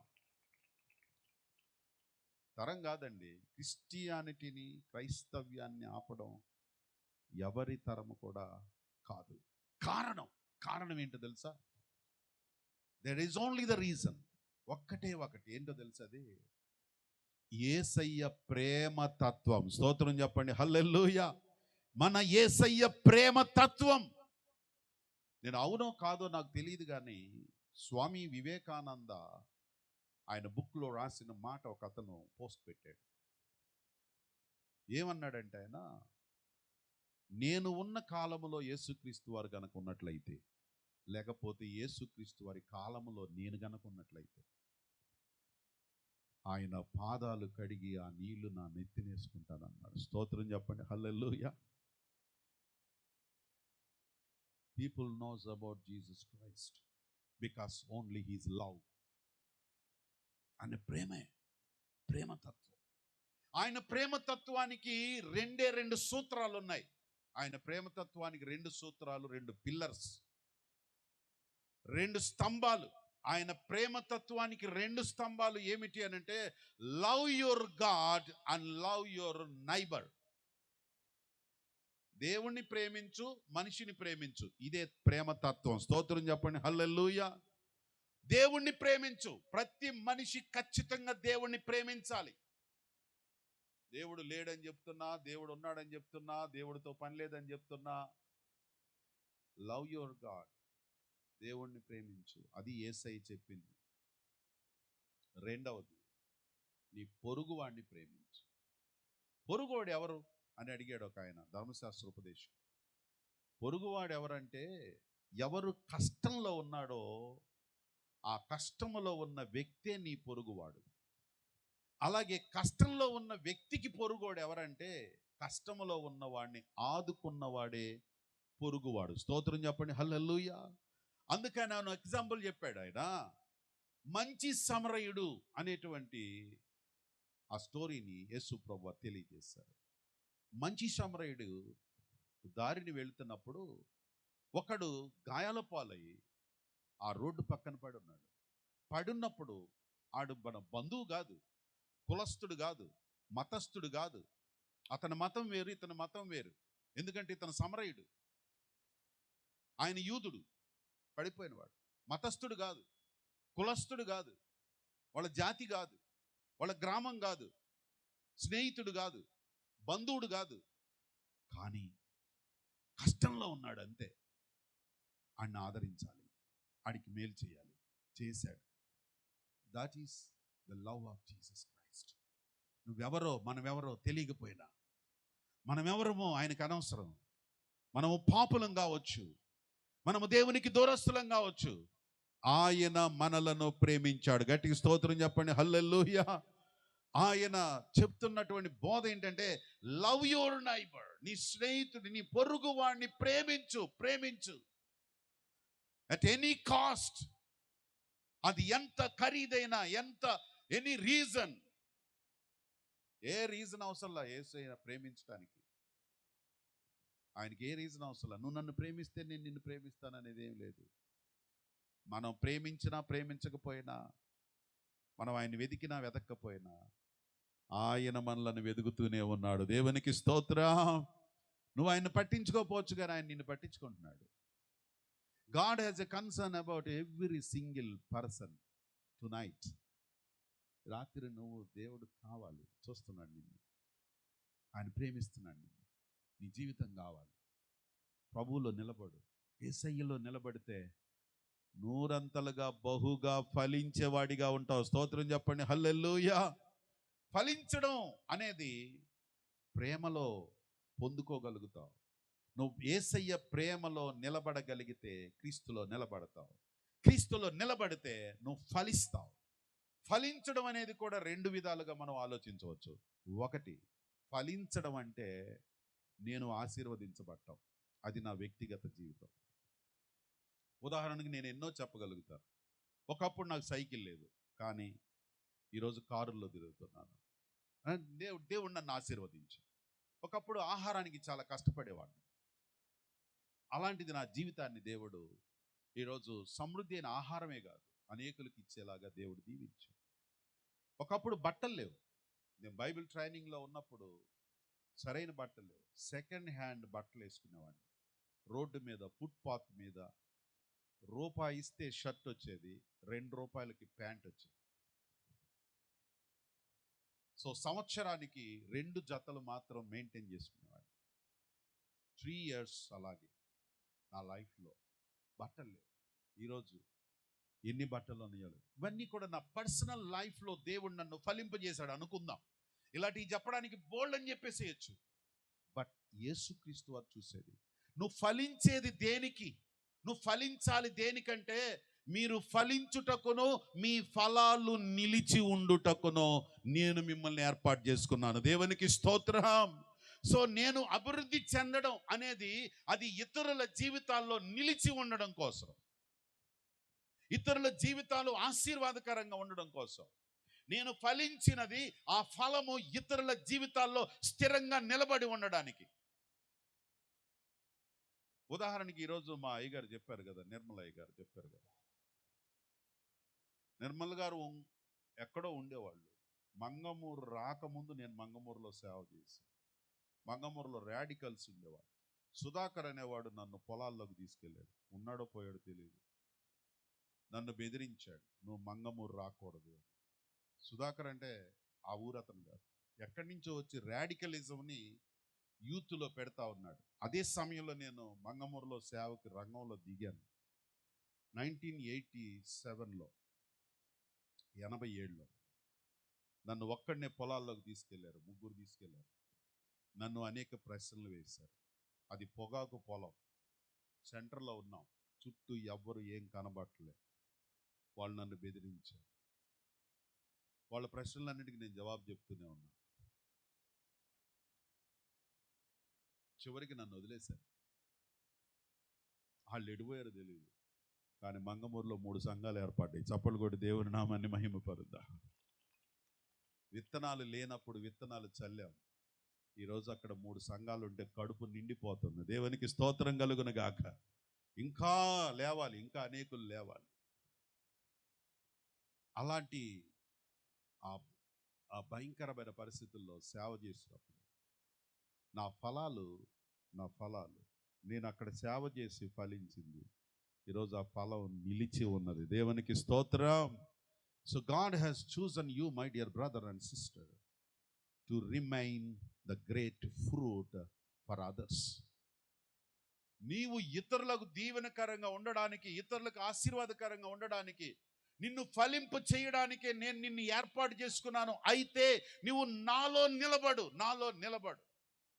నంబర్ 1 యేసు ప్రభువు వారు చెప్పింది, నిలిచి ఉండుడి, మీరు ఫలిస్తారు. చెప్పండి, ఈ మాట చెప్పండి. నిలిచి ఉంటే ఫలిస్తామని చెప్పండి. కొంచెం గట్టిగా చెబుదాం. నిలబడకపోతే, యేసు ప్రభువు వారి శిష్యుల్లో ఒకడు నిలబడకుండా పోయాడు, వాడు ఫలించలే కదా. యేసయ్యను అమ్ముకున్నాడు, వెళ్ళిపోయాడు. యోధా ఎందుకోసం పిలువబడ్డాడో, ఎందుకొరకు ఏర్పాటు చేయబడ్డాడో, ఎందుకోసం వచ్చాడో నిలబడలేకపోయాడు, చివరి వరకు ఉండలేకపోయాడు. ఆ గ్రేట్ బ్లెస్సింగ్ పోగొట్టుకున్నాడు. ఈ రాత్రి నా ప్రియమైన దేవుని బిడ్డలారా, యేసయ్య అంటున్నాడు, నాలో నిలబడు. నువ్వు ఫలించేవాడిగా ఉంటావు. నమ్మితే గట్టిగా దేవునికి స్తోత్రం చేద్దాం. హల్లెలూయా. రెండవదిగా, యేసుక్రీస్తు వారు నాలో నిలిచి ఉండండి అని చెప్పిన మరో సందర్భం ఏంటంటే, లూకా సువార్త 22వ అధ్యాయంలో 28వ వచనంలో యేసు ప్రభు వారు చెప్తూ ఉన్నాడు. ప్రభు అన్నాడు, మీరు నా శోధనలలో నాతో కూడా నిలిచి ఉన్నవారు మీరే. ఎంత స్పష్టంగా చెప్పాడంటే, you are only the person who remain when I am in the bad circumstances. నాకు శ్రమలు కలిగినప్పుడు, శోధనలు కలిగినప్పుడు, ఇబ్బందులు కలిగినప్పుడు నాతో నిలిచిన వారు మీరే అంటే వారుగాక చాలామంది వెళ్ళిపోయిన వాళ్ళు చాలామంది ఉన్నారన్నమాట. యేసు ప్రభు వారు సిలువ వేయబడే ముందు రోజు గురువారం రాత్రి శిష్యులతో కాన్వర్జేషన్ జరుగుతుంది. ఆ రోజు రాత్రి మాట్లాడుకుంటున్నారు. మాట్లాడేటప్పుడు యేసు ప్రభు అన్నాడు, శిష్యులారా, మిమ్మల్ని అందరినీ కూడా, సభాసురా మీ అందరూ, మిమ్మల్ని అందరినీ చాలా మెచ్చుకుంటున్నాను అన్నాడు. ఎందుకయ్యా అన్నాడు. మీరు నా శ్రమల్లో నాతో కూడా నిలిచి ఉన్నారు. నిలిచిన వారు ఎవరన్నా ఉన్నారా అంటే మీరే. అంటే మిగిలిన వాళ్ళు నిలబడలేకపోయారు, మిగిలిన వాళ్ళు పారిపోయారు, మిగిలిన వాళ్ళు చెదిరిపోయారు, మిగిలిన వాళ్ళు స్కాటర్ అయిపోయారు, మిగిలిన వాళ్ళు వదిలేశారు, ఎటెటో వెళ్ళిపోయారు. కానీ నా శ్రమల్లో నాతో కూడా నిలబడిన వారు మీరే. ఎందుకంటే నాతో నిలబడడం చాలా కష్టం, కానీ మీరు సక్సెస్ అయ్యారు. స్తోత్రం చెప్పండి, హల్లెలూయా. ప్రభు అంటున్నాడు, మీరు నాతో నిలబడ్డారు కాబట్టి మీకు ఏమి ఇవ్వాలా అని ఆలోచిస్తున్నాను. ప్రభు ఎప్పుడైనా ఏం ఆలోచిస్తాడండి? నాతో నిలబడ్డారు కాబట్టి, నా కష్టంలో ఉన్నారు కాబట్టి, నాతో ప్రయాణం చేశారు కాబట్టి, నా దగ్గర నేర్చుకున్నారు కాబట్టి, నాతో అవమానాలు భరించారు కాబట్టి, నాతో కష్టాలు అనుభవించారు కాబట్టి, నా కోసము ఎన్నో ఇబ్బందులు ఎదుర్కొన్నారు కాబట్టి వీళ్ళకి ఏమి ఇవ్వాలి? అది యేసయ్య చూస్తున్నాడు. దేవునికి స్తోత్రం. యేసయ్య శిష్యులతో అన్నాడు, మీకు ఇవ్వగలిగింది ఈ లోకంలో ఏం లేదురా. మీకేమి ఇవ్వాలనుకుంటున్నానంటే, నాకు నా తండ్రి ఏమి ఇచ్చాడంటే ఒక రాజ్యాన్ని ఇచ్చాడు. ఆ రాజ్యంలో సింహాసనాన్ని ఇచ్చాడు. ఈ సింహాసనం మీద కూర్చొని నేను ఏం చేయాలనుకుంటున్నానంటే, ఏం పని పెట్టాడంటే, నాకు ఇజ్రాయేలు 12 గోత్రాల వారికి తీర్పు తీర్చే పని పెట్టాడు. నాకు పెట్టాడు. అయితే నేను నా తండ్రిని అడుగుతా, మీరు నాతో కూడా శ్రమల్లో నిలబడ్డారు కాబట్టి, ఇంత స్ట్రెయిన్ అయ్యారు కాబట్టి, ఇంత సస్టైన్ అయ్యారు కాబట్టి, ఇంతగా నిలబడ్డారు కాబట్టి, ఇంతగా ఓర్చుకున్నారు కాబట్టి, ఇంతగా నాతో నిలబడినటువంటి స్థితిలో ఉన్నారు కాబట్టి, నేను మీకేమి ఇవ్వాలనుకుంటున్నా అంటే, నాతో పాటు మీరు కూడా కూర్చొని ఇశ్రాయేలు 12 గోత్రాల వారికి తీర్పు తీర్చే స్థానంలోకి మిమ్మల్ని హెచ్చించాలి. చప్పట్లు కొట్టి ప్రభు నామాన్ని మహిమపరుద్దాం. ఎ గ్రేట్ ప్లెజర్, ఒక గొప్ప దీవెన అండి. యేసు క్రీస్తు వారితో సమానమైన సింహాసనాల మీద కూర్చునే అధికారాన్ని నేను మీకు ఇవ్వాలనుకున్నాను. ఎంత గొప్ప విషయం అండి. అందుకని అంటున్నాడు, నిలిచి ఉండండి రా బాబు, నిలిచి ఉండండి, నా శ్రమల్లో నిలబడండి, నా కష్టంలో నిలబడండి. యేసుక్రీస్తు వారితో నిలబడటం చాలా కష్టం. ఎందుకంటే యేసు ప్రభు వారికి అన్ని సంగతులు తెలుసు, ఎవరెవరు ఏం చేస్తారో బాగా తెలుసు. ఓ రోజున మీరు ఎప్పుడైనా యోహాను సువార్త 6వ అధ్యాయం తీరిగ్గా ఉన్నప్పుడు చదువుకోండి, నేను చెప్పేదంతా అందులో ఉంటుంది. 6వ అధ్యాయంలో కొంతమంది ఏం చేశారంటే, గలిలీ ప్రాంతానికి బోట్లు వేసుకొని యేసు ప్రభుని వెతుక్కుంటూ వచ్చారు. యేసయ్యను చూడాలి, యేసయ్య మాటలు వినాలి అని ఆసక్తితో వెతుక్కుంటూ వచ్చారు. వచ్చేసరికి యేసు ప్రభు వారు ఏం చేశారంటే, యోదయ ప్రాంతానికి వెళ్ళిపోయాడు. అప్పుడు వీళ్ళు ఏం చేశారంటే డిస్కరేజ్ అయ్యారు. అరే, మనం ఎలాగ యేసయ్యను చూద్దామని ఇంత దూరం ప్రయాణం చేసి వచ్చామే, ఎలాగైనా సరే యేసయ్యను చూడాల్సిందేరా అనుకున్నారు. ఆ కొందరు ఏం చేశారంటే, మళ్ళా తిరిగి ప్రయాణం చేసి యోదయ ప్రాంతానికి చేరుకున్నారు. చాలా దూరం, అది సుమారు 120 కిలోమీటర్ల దూరం ఉంటుంది. అంత దూరం ప్రయాణం, బోట్స్ మీద ప్రయాణం చేస్తే చేరుకున్నారు, యేసయ్య దగ్గరికి వచ్చారు. ఇదంతా 6వ అధ్యాయంలో ఉంటుంది. మీ తర్వాత చదువుకుంటే, నేను చెప్పిన తర్వాత అయితే మీకు బాగా అర్థమైంది. ఈ వెళ్ళిన తర్వాత వీళ్ళు చాలా హ్యాపీ ఫీల్ అవుతున్నారు, యేసయ్యను చూసాము అని. యేసయ్య, మేము ఎంత కష్టపడ్డాం తెలుసా మీకోసం అని చెప్తున్నారు. చెప్తే యేసు ప్రభు ఒక్కసారి కింద మీద చూసి, నాకు తెలుసులేరా మీరు ఎందుకు వచ్చారో అన్నాడు. ఏంటి ఇంత సునాయాసం తీసి పడేశాడు. కొంతమంది అంతే, మన కష్టాన్ని ఎవరు గుర్తించరు. కొన్నిసార్లు మనకు పాస్టర్ గారి మీద, పాస్టమ్ గారి మీద గొడవ ఎందుకో తెలుసా? మనం చాలా కష్టపడతాం, వాళ్ళు చూడరు. కరెక్ట్గా 10 నిమిషాలు చీపురు అక్కడ పడేసి ఇలా కూర్చుంటాం, చూసావా? అప్పుడు వస్తాడు పాస్టర్ గారు. పాస్టర్ గారు చూడటం ఫైర్ అయిపోతాడు. ఏనమ్మా, పని అప్పగిస్తే ఏంటి ఇలా కూర్చున్నావు అంటాడు. ఇప్పుడు దాకా కష్టపడిన సంగతి ఎవరు చూశారు? దేవుడు తప్ప మనుషులు చూస్తారా? చూస్తే అంత శ్రమ పడిన తర్వాత కొంతమంది కావాలని చూసేటప్పుడే చేసేవాళ్ళు ఉంటారు, భలే తెలివైన వాళ్ళు. కరెక్ట్గా ఆ టయానికి వచ్చి మన చేతిలో ఉన్న చీపురు లాక్కొని ఏదో ఊడిచేస్తున్నట్టు ఊడిసిందాన్ని మళ్ళీ ఊడుతారు. అది పాస్టర్ గారి కంటిలో పట్టాలి. వీళ్ళు కూడా చాలా కష్టపడి యేసయ్యని రీచ్ అయ్యి పట్టుకొని, అయ్యా మిమ్మల్ని చూడడం చాలా హ్యాపీగా ఉందండి అని అంటే, యేసయ్య అన్నాడా, పర్లేదులే, మీరు ఎందుకు వచ్చారు నాకు తెలుసు అన్నాడు. అని ఏమన్నాడు తెలుసా? మొహం మీదే, మీరు అందరూ ఎందుకు వచ్చారంటే, నేను ఇచ్చే రొట్టెలు తిని బాగా తృప్తిపడి, నా మాటలు ఏదో విని సంబరపడి, నేను చేసే అద్భుతాలు చూసి సంకలు కొట్టుకొని, అబ్బా భలే ఉంది అనుకోవటానికి, అందుకోసం వచ్చారు. కానీ నిజంగా నా మాటలు వినాలని, నా మాటల ప్రకారం జీవించాలని మీరు రాలేదు. మీరు ఎంత కష్టపడి వచ్చినా సుఖం లేదు, పోండి అన్నాడు. ఆ అధ్యాయంలో ఏం రాసి ఉందంటే, అది మొదలుకొని అనేకులు ఆయనను విడిచిపెట్టి వెళ్ళిపోయారు. స్తోత్రం చెప్పండి, హల్లెలూయా. ఈ చచ్చు పుచ్చు బ్యాచ్ మొత్తం యేసయ్యను వదిలిపెట్టి వెళ్ళిపోయారు. వేల మందిలో ఉండేటువంటి సభలు తగ్గిపోయినాయి ఇప్పుడు మనకలాగే. నేను 4 ఏళ్ల క్రితం 3 ఏళ్ల క్రితం ఇదే సభకు వచ్చా. అప్పుడు ఎట్టుందని దివ్యంగా ఎంతమంది వచ్చారు. ఇప్పుడు ఆ మీటింగ్ కంటే ఎక్కువ మంది వచ్చినట్టే అనిపిస్తుంది. కానీ ఆ దినాల్లో యేసు ప్రభు మీటింగ్ పెడితే తగ్గిపోతున్నారు. 500 కాడికి వచ్చింది. 500లో శిష్యులు 70 మంది అయిపోయారు. 70 మంది దగ్గర నుంచి 12 మందికి వచ్చేసింది.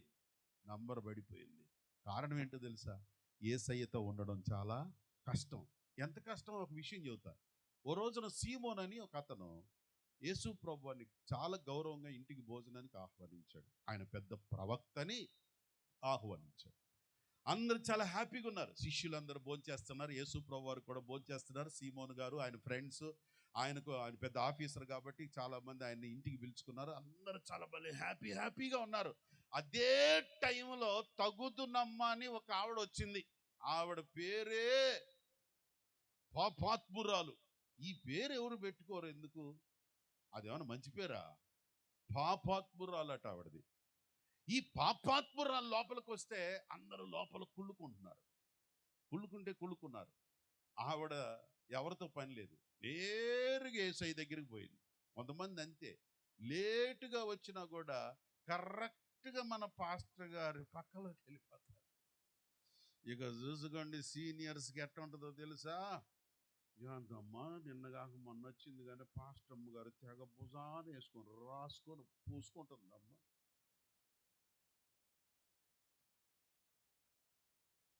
ఇన్నాళ్ళ నుంచి మనం ఉన్న వాళ్ళమేమో ఇదైపోయాం తల్లి. అయినా కొంతమంది స్పెషాలిటీ అదే, దూరిపోతారు. ఈ వచ్చిన అమ్మాయి ఏమోలే ఇది ఎంత మగోళ్ళు ఉన్నారు నాకు ఎందుకు అనుకొని ఎడన్న గేట్లో ఉండి బాబు ఆ యేసయ్య నువ్వు వరకు మాట మాట్లాడిపో అడిగి రావద్దా, అడగా పెట్టకుండా నేరుగా వచ్చేసేసి యేసయ్య పాదాల దగ్గర ఏందో పెద్ద ఆయన పిలిచినట్టు ఏం వచ్చినట్టు వచ్చి కూర్చొని ఉంది. అందరు కొనుక్కున్నారు. ఈవిడేం చేసింది తెలుసా? యేసయ్య పాదాల మీద అత్తర పోసేసి పైగా ఎంట్రకలు తీసి తుడుస్తుంది. ఏ టవల్ తెచ్చుకోవచ్చుగా వస్తా దొరకలేదేమో, డీమార్ట్ లేదట్టుంది. డీమార్ట్ ఉంటే చక్కగా 50 రూపాయలు కూడా ఖర్చు దొరుకును. డీమార్ట్ పోలేదో మరి ఏమో యేసయ్య పోతాడు అనుకుందో ఏమో, ఎంట్రికలేసి రుద్దుతుంది. కొంతమంది అంతే, వాళ్ళు ఇష్టం వచ్చింది చేసేస్తారు యేసయ్యకే. యేసయ్య కూడా చేసినోడు చేసినంత చేసుకొని ఇలా అంటాడు. మన యేసయ్య ఎంత మంచోడు, స్తోత్రం చెప్పండి. అయ్యి నువ్వు పాపాత్మురాలువి తాకొద్దు అది ఇది అండో. ఎందుకంటే యేసయ్య అందరినీ ప్రేమించే రకం. స్తోత్రం చెప్పండి, హల్లెలూయా. ఆయనకు అందరు కావాలి. ఆవిడ వచ్చి పాదాలు పట్టుకొని పెద్ద ఇదైపోతుంటే ఈ పిలిచిన అతనికి పెద్ద డౌట్ వచ్చింది. ఆవిడ పాపాత్మురాలు, ఈయనేమో పరిశుద్ధుడు, ఈయనేమో ప్రవక్త. నేను ప్రవక్తని కదా ఈయన్ని పిలుచుకున్నాను. కానీ ప్రవక్త అయి ఉంటే ఈ పాటికి ఆవిడ బతికేంటో, ఆవిడ జీవితం ఏంటో, ఆవిడ ఎందుకు వచ్చిందో ఇవన్నీ తెలుసు కదా. అదే కాలుతో ఒక తన్ను దాన్ని గేట్ అవతల పడేయాల్సింది. ఆ కాళ్ళు అంతను తుడిపించుకుంటున్నాడు. ఏంటి అసలు ఇతను ప్రవక్త కాదా అన్న డౌట్ వచ్చింది ఈయనకి. యేసు ప్రభు ఆయన మనసులో మాట యేసయ్యకి తెలిసిపోయింది. ఇంకెవరు ఉంటారు? సీమోనో ఏమిటయ్యా నువ్వు అనుకునేదే అన్నాడు. ఒక్కసారి ఉలిక్కి పడ్డాడు. యేసయ్యతో ఉండడం అంటే చాలా కష్టం. ఆయన ఎవ్వరిని తట్టుకోలేడు. యేసయ్యని ఎత్తుక్కుంటూ వచ్చిన వాళ్ళేమో నాకు తెలుసులే మీరు తిండి కోసం వచ్చారని చెప్పా. ఇక్కడికి వస్తేనేమో మనసులో మాటలన్నీ బయట చెప్పేస్తుండా. యేసయ్యతో ఉండడం ఎంత కష్టం. యేసయ్యతో ఉండడం పక్కనున్న వాళ్ళకి కూడా భలే కడుపు మంట పడుతుంది. ఉదాహరణకి కొంతమంది భక్తి ఎలా ఉంటుందో తెలుసండి. యేసు ప్రభు శిష్యురాలలో ఒక ఆవిడ ఉంది. ఆవిడ పేరు మరియా. ఆవిడేం చేసిందంటే ఒక రోజున యేసు ప్రభు పాదాల దగ్గరికి వచ్చి ఇట్నే అత్తరు సీసా తీసుకొని వచ్చిందంట. అత్తరు సీసా తీసుకొని వచ్చి పపేలు మని బగలగొట్టి అది అత్తరంతా ఆడబోసిందంట. మూత తీసిపోయొచ్చుగా. భక్తి ఆవిడంతే, ఆవిడ ప్రేమ అట్లాంటిది. ఇప్పుడు మూత తీసిపోయొచ్చు కదా, మూతి పగలగొట్టిపోయాలా? యేసయ్యని ఎవ్వరు ఎలా ప్రేమించినా ప్రభు ఆస్వాదిస్తాడు. అందరి హృదయాలు తెలిసిపోతాయి. దేవునికి స్తోత్రం. సీమోనుతో ఆ మాట అన్నాడు. వెంటనే ఆ అమ్మాయిని చూసి ఏమన్నాడు తెలుసా? ఆ అమ్మాయి, మీ దృష్టిలో పాపాత్మురాలయ్యా, కానీ ఈ క్షణంలో, నా దగ్గరికి వచ్చిన క్షణంలో జీవితాన్ని మార్చుకుంది, హృదయం పగిలిపోయింది, జీవితంలో డెసిషన్ తీసుకుంది, ఒక మంచి నిర్ణయం తీసుకుంది. ఆవిడ పాపాలన్నీ కూడా, విస్తారమైన పాపాలను నేను క్షమించేసేసాను. దేవునికి స్తోత్రం. ప్రభుతో ఉండడం చాలా కష్టం. అందుకే శిష్యులను అన్నాడు, అరే మీరు సబాష్, మీరు నిలబడ్డారు, నాతో నిలబడ్డారు, నా శ్రమలో నిలబడ్డారు, నా కష్టంలో నిలబడ్డారు. యేసు ప్రభు శిష్యులందరూ కూడా ఆయన గెత్సెమనే తోటలోనికి వెళ్ళి అంగలార్చి దేవుని సన్నిధిలో ప్రార్థన చేస్తూ ఉంటే యేసయ్యతో ఉన్నారు. ప్రార్థన చేయలేకపోయినా కూడా యేసయ్యతో నిలిచి ఉన్నారు, ఆయనకి తోడుగా ఉన్నారు. యేసయ్య వచ్చి ఎన్నిసార్లు చూసినా కూడా నిద్రపోతానే ఉన్నారు. పోతే పోయారులేరా, కానీ యేసయ్యతో నిలిచి ఉన్నారు. స్తోత్రం చెప్పండి, హల్లెలూయా. యేసయ్యను సిలువ వేస్తూ ఉంటే యేసు ప్రభు శిష్యుడు యోహాను మరికొందరు స్త్రీలు సిలువ దగ్గర నిలబడ్డారు. మీరు నా శ్రమలో నాతో ఉన్నారు. స్తోత్రం చెప్పండి, hallelujah. God has a concern about the people, every person who are doing for God. Yesu ప్రభు కోసం నీ జీవితం ఎలాగుందో, యేసు ప్రభు కోసం నీ డెడికేషన్ ఎలాగుందో, యేసు ప్రభు కోసం నీ జీవితాన్ని ఎంత సమర్పించుకున్నావో ప్రభు చూస్తున్నాడు. అందుకనే మీరు నాతో ఉన్నారు, నా శ్రమలో ఉన్నారు, నా సిలువ దగ్గర ఉన్నారు. ఇంత చూస్తే సమాధి దగ్గరికి ఎవడు వెళ్తాడు? కొందరు స్త్రీలు వెళ్ళారట. ఈ స్త్రీలకి ఏంటో భలే ధైర్యం ఉంటుందండి. ఒక్కోసారి పురుషులకు ధైర్యం, చాలా ధైర్యవంతులు అనుకున్నా కూడా ధైర్యం చాలు. ఆ మధ్య ఒక ఆయన ఒక మాట చెబుతూ ఉన్నాడు. ఒక ఆవిడ ఆ యొక్క పెరట్లోకి సాయంకాలం పూట చీకట్లో పాము వచ్చినట్టు అలికిడి కనపడిందంట. ఏమండి పాము ఏదో వచ్చినట్టు ఉంది అందంట. వెంటనే ఈయన భర్త అన్నాడంట, ఉండు మగోళ్ళు ఎవరన్నా ఉంటే తీసుకొని వస్తాను అంట. పోయాడంట. ఏంటంటే మగోళ్ళు ఎవరన్నా మరి మనమేంటో కొన్నిసార్లు మరి ధైర్యంగా కనపడుతుంటాం, కానీ ఆ పావును కొట్టాల్సి వచ్చేసరికి ఇంకా నలుగురు మగోళ్ళు ఉంటే బాగుండు అనిపిస్తుంది. కానీ ఈ స్త్రీలు అలా కాదు, అవసరమైతే అవతల పడేస్తారు. స్త్రీలు మామూలు వాళ్ళు కాదండి. అయినా ఈ పిల్లకి ఏం పని? సమాధి దగ్గరికి పోయింది. సమాధి దగ్గరికి పోయిన స్త్రీలు అందరూ కూడా యేసయ్య కనపడలేదు అనుకున్నారు. కనపడినప్పుడు మర్యాదగా తిరిగి రావాలిగా. కొంతమంది మర్యాదగా తిరిగి రానే వచ్చారు. కానీ ఒక అమ్మాయి మాత్రం ఆడదు, గట్టిగురాలు, బండ మనిషి. ఆవిడ అక్కడే ఉండిపోయింది. ఏమిటమ్మా నీ గోల? నాకు యేసయ్య కనబడితే తప్ప ఈ సమాధి వదిలిపెట్టి రా. అమ్మా ఇది సమాధుల తోట, అమ్మాయి సమాధుల తోట అంటే నీకు భయం లేదా? సమాధుల తోట అంటే సమాధి పెట్టంటేనే, అప్పుడు దా బతికుండా మనిషిని చూస్తే అబ్బో అని వాటేసుకుంటామా? కొద్దిగా ఆ గాలి పోయిందని చెబితే చాలు, దూరంగా ఉండి అయ్యో అనేడు కదా. మనిషి అప్పుడు దాకా బాగుంటే కూడా ఎంత భయపడిపోతాం. ఒకసారి అంటే కుర్రాడు కొత్తగా పెళ్ళి అయిందట. ఆ పెళ్ళైన కుర్రాడు అత్తగారింటికి వెళ్ళినప్పుడల్లా చాలా గడిబిడి అయిపోతాడు, భయపడిపోతాడు. ఎందుకంటే బస్సు దిగిన దగ్గర నుంచి అత్తగారి ఇంటికి వెళ్ళే లోపు మధ్యలో సమాధుల తోట ఉందట. ఈ సమాధులు కొత్త కదా ఈ ఊర్లో. సమాధుల తోట చూడగానే కొద్దిగా భయపడతా ఉంటాడు, భయపడుతూ వెళ్తాడు. మళ్ళీ అందులో ఊరికి అల్లుడు కాబట్టి ధైర్యంగా ఉన్నట్టు ఉండాలిగా. కొద్దిగా ఎట్నో ధైర్యం చేసుకొని దాటి వెళ్ళిపోతాడు. ఎవరన్నా మనిషి తోడొస్తే చాలు చూసుకొని పోతుంటాడు. కొద్దిగా మనిషి తోడొచ్చిందాక ఆగి పోతుంటాడు, మెయింటైన్ చేస్తున్నాడు బాగానే. ఓ రోజు పొద్దుపోయింది, కుదరలా, ఈరోజు మెయింటైన్ అవ్వట్లా. సమాధుల తోట దాటి వెళ్ళాలి. వెళ్ళేటప్పుడల్లా గడిబిళ్ళాడుతున్నాడు. ఎదురుగ్గా అటువైపు నుంచి వాళ్ళు వస్తున్నారు. ఆహా భలే ఉందిరా. అటోళ్ళు ఇటు వచ్చేలోపు ఇటు నేను వెళ్ళి మధ్యలో కలుసుకొని తప్పును దాటి వెళ్ళిపోవచ్చని గబగబా వెళ్ళిపోతున్నాడు. కరెక్ట్గా ఎదురొచ్చాడు. మధ్యలో ఆయనకి డౌట్ వచ్చింది, నేను ప్రతిరోజు ఇలాగ భయపడటం నేను అసలు తెలుసుకోవాలి అని ఆ ఎదురొచ్చిన వ్యక్తిని ఆపాడంట. ఏమండి ఆగండి ఆగండి ఆగండి, ఏమండి నేను రోజు భయపడుతున్నాను, ఈ సమాధుల తోటలో దెయ్యాలు ఉన్నాయని అందరూ అనుకుంటున్నారు, ఆ మాట నిజమా కాదండి అని అడిగాడంట ఈయన. అంటే కాదు అంటే ఈసారి ధైర్యంగా పోవచ్చు, అవును అంటే ఈసారి ఖచ్చితంగా తోడు తీసుకొని వెళ్ళొచ్చు అనుకోని డెసిషన్ తీసుకున్నాడు. అందుకనే అడిగి తెలుసుకున్నారు.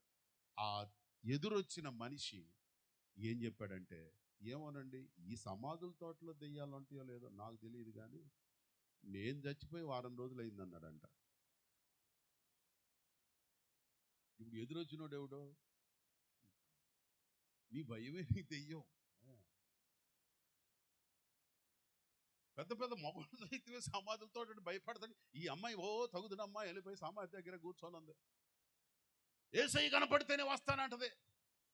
అందుకని యేసు ప్రభుకు కూడా ఆమె సంగతి కూడా తెలుసు కాబట్టి, అరే ఈ అమ్మాయి వదిలిపెట్టదు అనుకుని యేసయ్య కనబడ్డాడు. వచ్చేసా మరియా అన్నాడు. ప్రభువా అనబ్బో, ఇక పాదాల మీద పడిపోయింది. డిఫరెంట్ పీపుల్ ఆర్ దేర్, రకరకాలైన మనుషులు ఉంటారు.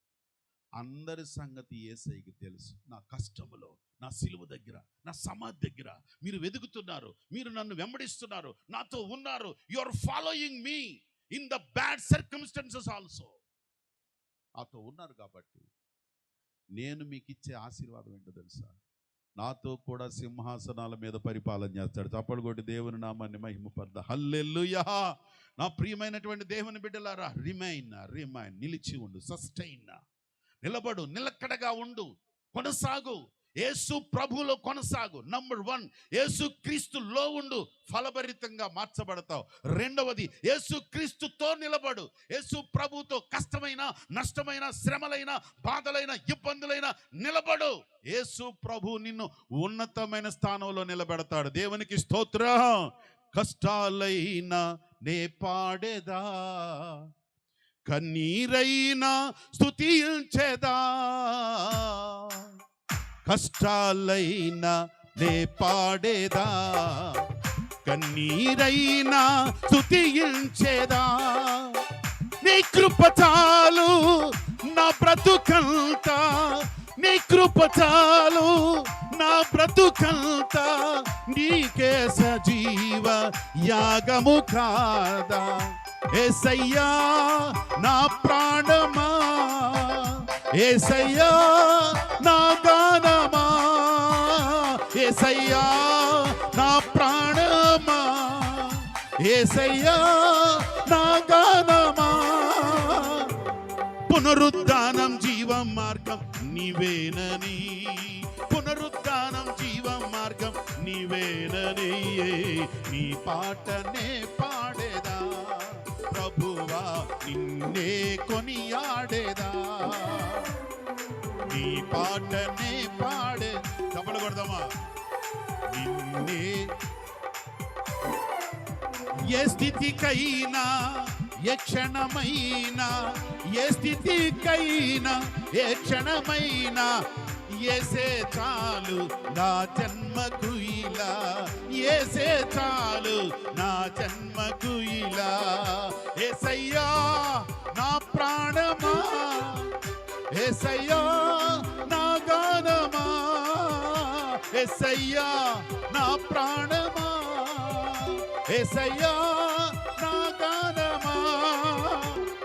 పునరుద్ధానం జీవ మార్గం నీవేనని, పునరుద్ధానం జీవ మార్గం నీవేనని, నీ పాటనే పాడేదా ప్రభువా, నిన్నే కొనియాడేదా, నీ పాటనే పాడేదా ప్రభువా, నిన్నే కొనియాడేదా. కష్టాలైనా, నష్టాలైనా, అవమానమైన, నిందలైన ఏమైనా కూడా నీతో ఉంటానని ఎవరైతే ఉంటారో మీరు నాతో ఉన్నారు. యేసయ్య నువ్వు ఎవరితో ఉన్నావో గమనిస్తున్నాడు. దేవునికి స్తోత్రం. శ్రమలు వచ్చినప్పుడు, కష్టములు వచ్చినప్పుడు ఎవరితో వెళ్ళిపోతున్నావో, ఎక్కడికి వెళ్ళిపోతున్నావో, యేసయ్యను వదిలిపెట్టి వెళ్ళిపోతున్నావా? యేసయ్యతో నిలబడి ఉన్నారు కనుక ఆ 12 మంది శిష్యులతో మాట్లాడుతున్నారు. మీరు నా శ్రమలో నిలిచిన వారు మీరు కాబట్టి మీకు పరలోకంలో సింహాసనాలు ఇస్తా. చప్పలు కొట్టి ప్రభు నామాన్ని మహిమపడతా. అండ్ ఫైనల్లీ చెప్పిన టైం అయిపోయింది. మీరు కూడా సైగ చేయట్లేదుగా. ఎవరన్నా నిద్రపోయినట్టో, లేకపోతే లేచిపోతున్నట్టో, అటు ఇటు కదులుతున్నట్టో, కాళ్ళు భారాలు చాపినట్టో, లేకపోతే నడుములు ఆనకెట్ట చేతులు ఆనించుకోను కనబడితే అయిపోయిందిరా అనుకునేవాడిని. ఎవరు ఆ రేంజ్లో లేరే. ప్రతి ఒక్కళ్ళెట్నే చూస్తుంటారు. మరి ప్రసంగికుడు ముందుకు పోక వెనక్కిపోతాడా? స్తోత్రం చెప్పండి. హల్లెలూయా. ముందుకు పోవటం అంటే అది ఎవరు బాగానే కదలటానికి బాగానే గదిలేరా. చివరిగా మనం చదువుకున్నాం లూకాసు వార్త 24:49 వచనంలో, మీరు పొందుకునే వరకు పట్టణాన్ని విడిచిపెట్టద్దు, నిలబడండి, పట్టణములో నిలిచి ఉండండి. మొదటిది, యేసయ్య సహవాసంలో నిలబడండి.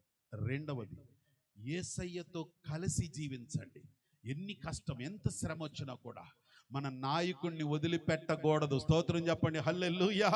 ఎన్ని పరిస్థితులు తారుమారైనా మన పాస్టర్ని వదిలిపెట్టకూడదు, మన సంఘాన్ని వదిలిపెట్టకూడదు, మన సహవాసాన్ని వదిలిపెట్టకూడదు. అది ఇబ్బంది కావచ్చు, శ్రమ కావచ్చు, కష్టం కావచ్చు, అవమానం కావచ్చు, నిందలు కావచ్చు, పరిస్థితులు తారుమారవచ్చు. యేసయ్య గమనిస్తున్నాడు. ఉంటావా ఊడతావా అని చూస్తానే ఉన్నాడు. ఉన్నారు కాబట్టి సింహాసనాలు. చప్పలు కొట్టి దేవుని నామాన్ని మహిమపరుతా. చివరి వరకు ఉండు, చివరి వరకు నిలబడు. యేసయ్య మూడవ మాట చెప్పింది ఏంటంటే, మీరు పట్టణములో నిలిచి ఉండండి, క్రీస్తు కొరకు నిలబడండి, వాగ్దానము కొరకు నిలబడండి, మీరు పొందుకోవాల్సిన ఆశీర్వాదం కొరకు నిలబడండి. టైం దగ్గరికి వచ్చేసేసింది. ఇంతకాలం మీరు వెయిట్ చేశారు.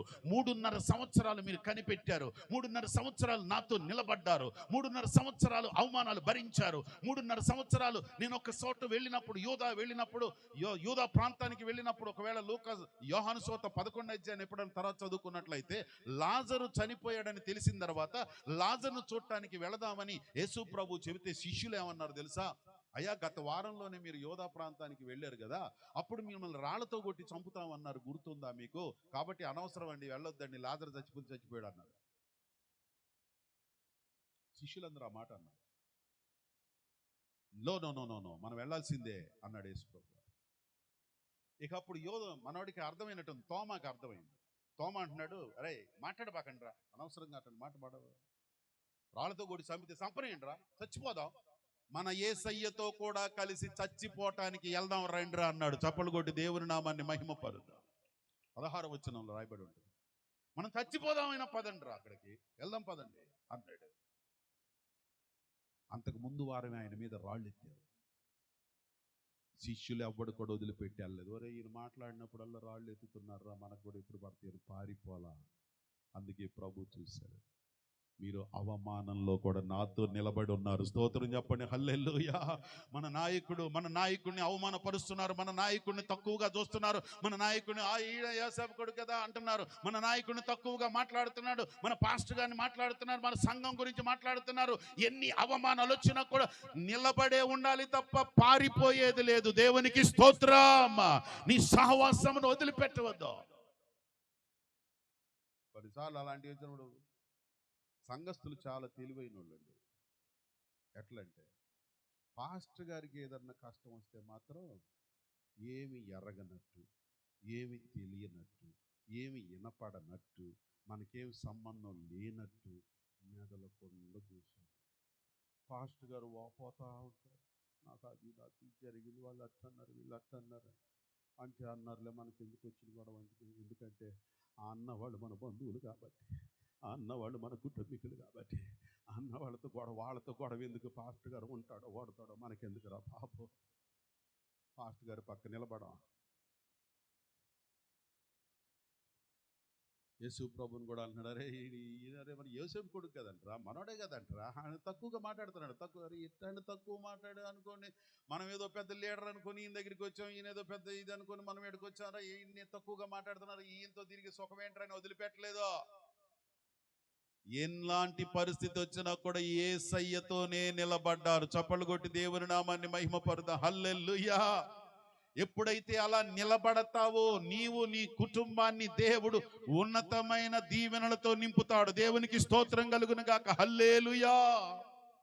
అందుకే యేసయ్య అన్నాడు, నిలబడండి. మూడవది ఏం చెప్పాడంటే, మీరు నిలబడితే మీరు పొందుకోబోయేది ఏంటో తెలుసా? పరిశుద్ధాత్మను పొందబోతున్నారు. తండ్రి వలన వాగ్దానం చేసింది మీరు పొందబోతున్నారు. ఎప్పుడైతే యేసు ప్రభు ఈ మాట చెప్పాడో, వారు ఒలీవల కొండ నుంచి ఇంటికి వెళ్ళిపోయారు. మేడగదిలో కూర్చున్నారు. 120 మంది. అపోస్తల కార్యం 1వ అధ్యాయం 2వ అధ్యాయం తర్వాత చదువుకోండి. అపోస్తల కార్యం 1, 2 అధ్యాయాలు చదువుకున్నట్లయితే వారందరూ కూడా వెళ్ళి మేడగదిలో కూర్చున్నారు. 500 మంది ఉన్న వాళ్ళు 120 మంది మిగిలారు. ఈ 120 మంది గదిలో కూర్చొని వాగ్దానం ఒకరు కనిపెడుతున్నారు. ఒక రోజు అయిపోయింది, రెండో రోజు అయిపోయింది, వారం రోజులు అయిపోయింది. విశ్వాసులు అందరూ మాట్లాడుకుంటున్నారు. శిష్యులు 12 మంది మాట్లాడుతూ ఉన్నారు. అరే, దేవుడు మనకు వాగ్దానం చేశాడురా, పొందే వరకు నిలబడండి, నిలబడండి. బహుశా ఈ 120 మందిలో కొంతమంది, అయ్యా పేతురు గారు, మిమ్మల్ని మీ లీడర్ అని నమ్ముకొని మేము వచ్చాము.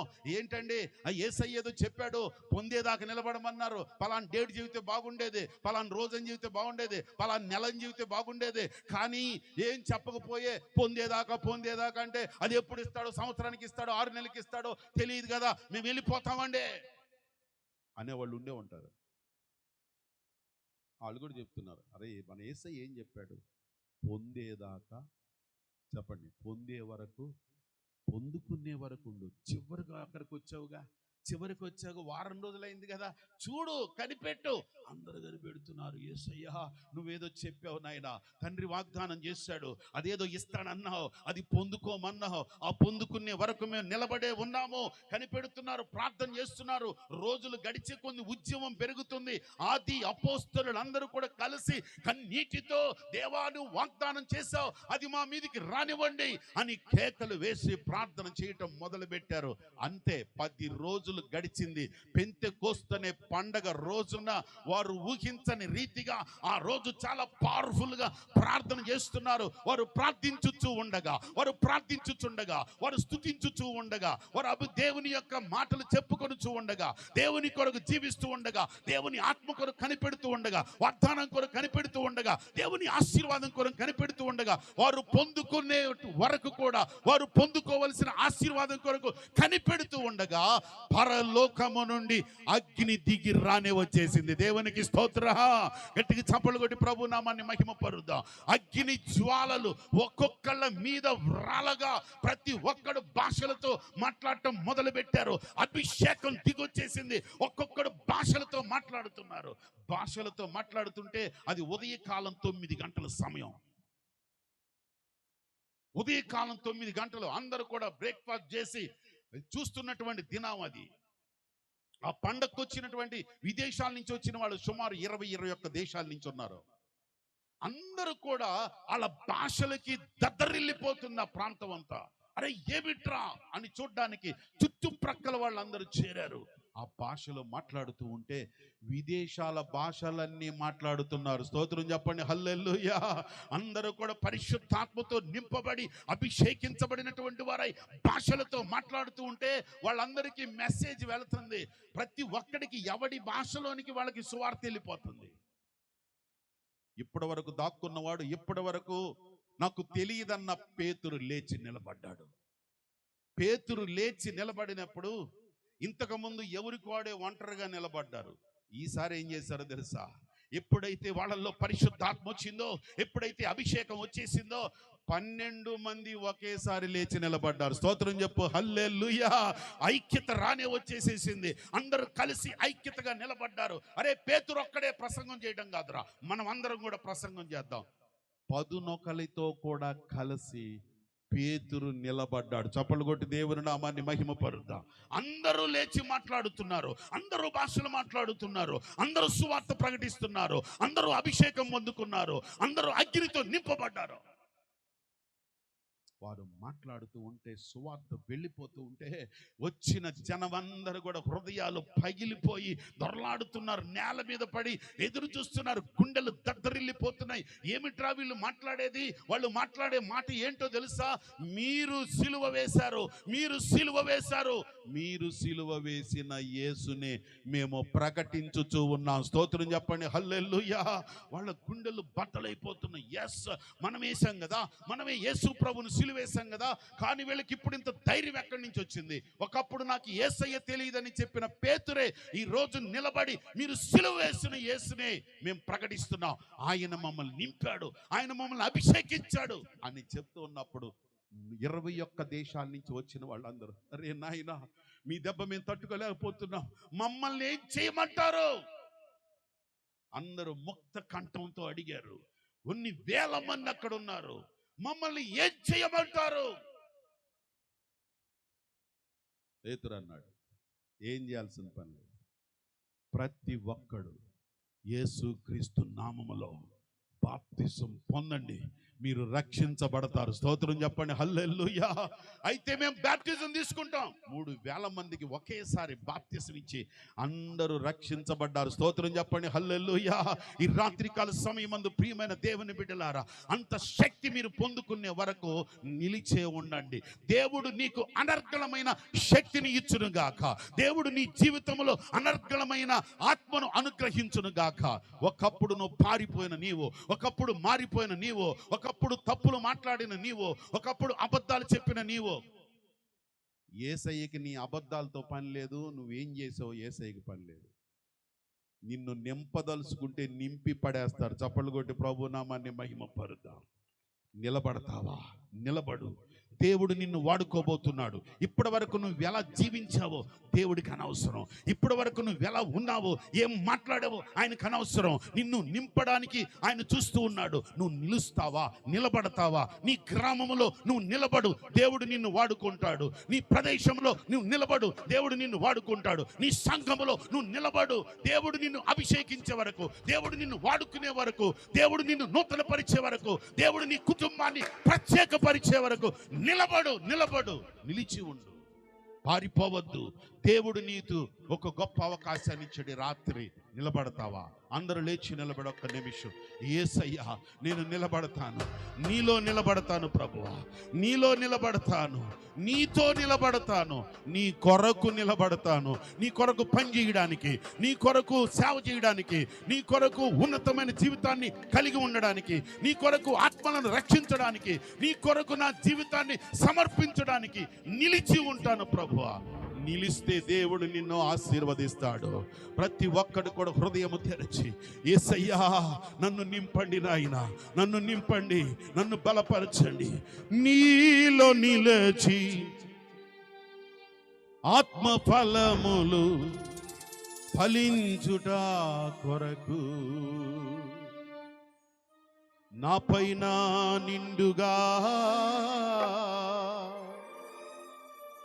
ఆత్మవర్షము కృమారించు. చెబుదామా? యేసయ్యా, నా మీద నీ ఆత్మవర్షము కురిపించండి ప్రభువా. నీవు నా కొరకు ఏ ఆశీర్వాదాన్ని దాచి ఉంచావో ఈరోజు నేను నీ కొరకు నిలబడ్డాను ప్రభువా. నేను నిలబడతాను. నేను పారిపోయేవాడిని కాదు, నేను మారిపోయేవాడిని కాదు, నేను వెళ్ళిపోయేవాడిని కాదు, నేను చెదిరిపోయేవాడిని కాదు, నేను దూరమయ్యేవాడిని కాదు. నేను నిలబడతాను ప్రభువా. నన్ను వాడుకో, నన్ను బలపరచు, నన్ను నింపండి, నన్ను అభిషేకించండి, నీ కొరకు వాడుకోనండి యేసయ్యా. నీలో నిలచి ఆత్మ ఫలముల్ ఫలించుట కొరకు, నీలో నిలచి ఆత్మ ఫలముల్ ఫలించుట కొరకు నా పైన నిండుగా ఆత్మవర్షము కృమ్మారించు. నా పైన నిండుగా ఆత్మవర్షము కృమ్మారించు. నా పైన నిండుగా. ఈ రాత్రి పరిశుద్ధాత్మ దేవుడు నిన్ను అభిషేకించి, నిన్ను నిలబెట్టి, నీ కుటుంబాన్ని నిలబెట్టి, నీ పిల్లలను నిలబెట్టి, పారిపోతున్న బిడ్డలు, నీ కుటుంబమును దేవుడు నిలబెడుతున్నాడు. నిన్ను వాడుకోబోతున్నాడు, నీ కుటుంబాన్ని వాడుకోబోతున్నాడు. యేసయ్య కోసం నిలబడతావా? యేసయ్య కోసం నీ జీవితాన్ని ఇస్తావా? ఈ రాత్రే ప్రభువు నిన్ను అభిషేకించును గాక, బలపరుచును గాక, శక్తితో నింపును గాక, బలముతో నింపును గాక, నూతన బలముతో అభిషేకించును గాక. ఓ రబబబబమ షందల రబదలరియా శిఖబరబదలరి అందరి కమమస్. Glory to God. Hallelujah. యేసయ్యా నీకు స్తోత్రం. నీ కోసం నిలబడ్డాను నాయనా. నన్ను వాడుకో, నన్ను అభిషేకించండి. ఓ రబల శందరియా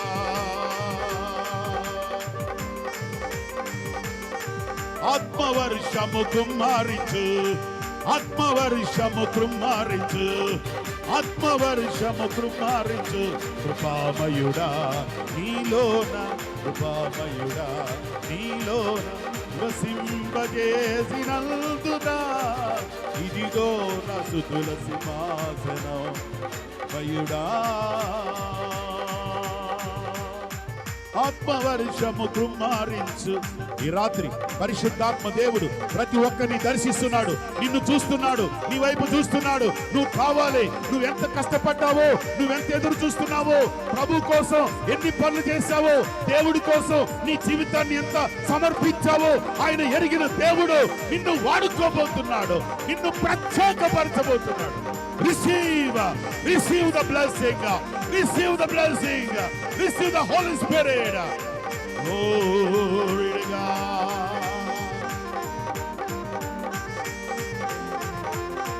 ఇదిగో నా స్తుతుల సింహాసనం. గట్టిగా చప్పలు కొట్టి ప్రభు నామాన్ని మహిమపడుతా. ఈ రాత్రి ప్రభు నిన్ను ఎరిగినాడు. నువ్వు ప్రభు కోసం ఎన్ని చేసావో యేసయ్య చూశాడు. ఎనలేని శక్తి నీకు అనుగ్రహించును గాక. యేసయ్య, నేను బలహీనుడైపోతున్నా, నిలబడటానికి బలం చాలడం లేదు. నిలబడాలనుకుంటున్నాను, నీతో ఉండాలనుకుంటున్నాను, నీలో ఉండాలనుకుంటున్నాను, నీ కొరకు నిలబడాలనుకుంటున్నాను. శక్తి చాలడం లేదు, బలం చాలడం లేదు, అవకాశాలు కుదరడం లేదు. యేసయ్యా, నీ శక్తితో నన్ను నింపండి, నీ ప్రభావముతో నింపండి. ప్రభు ప్రతి వ్యక్తిని వాడుకొనును గాక. ప్రేమగల తండ్రి, నీకు స్తోత్రాలు. నీ భక్తులు, నీ దాసులు, దైవజనులు జాషువా గారిని ఏర్పాటు చేసుకున్నారు. ఈ 2వ దిన కార్యక్రమాన్ని మీరు నడిపించిన స్తోత్రాలు. రేపు జరగబోతున్న మీటింగ్ కూడా ఆశీర్వాదకరంగా జరిగించండి. కూడి వచ్చిన భక్తులను దీవించండి. యేసు నామమున ప్రార్థించుచున్నాము తండ్రి, ఆమేన్.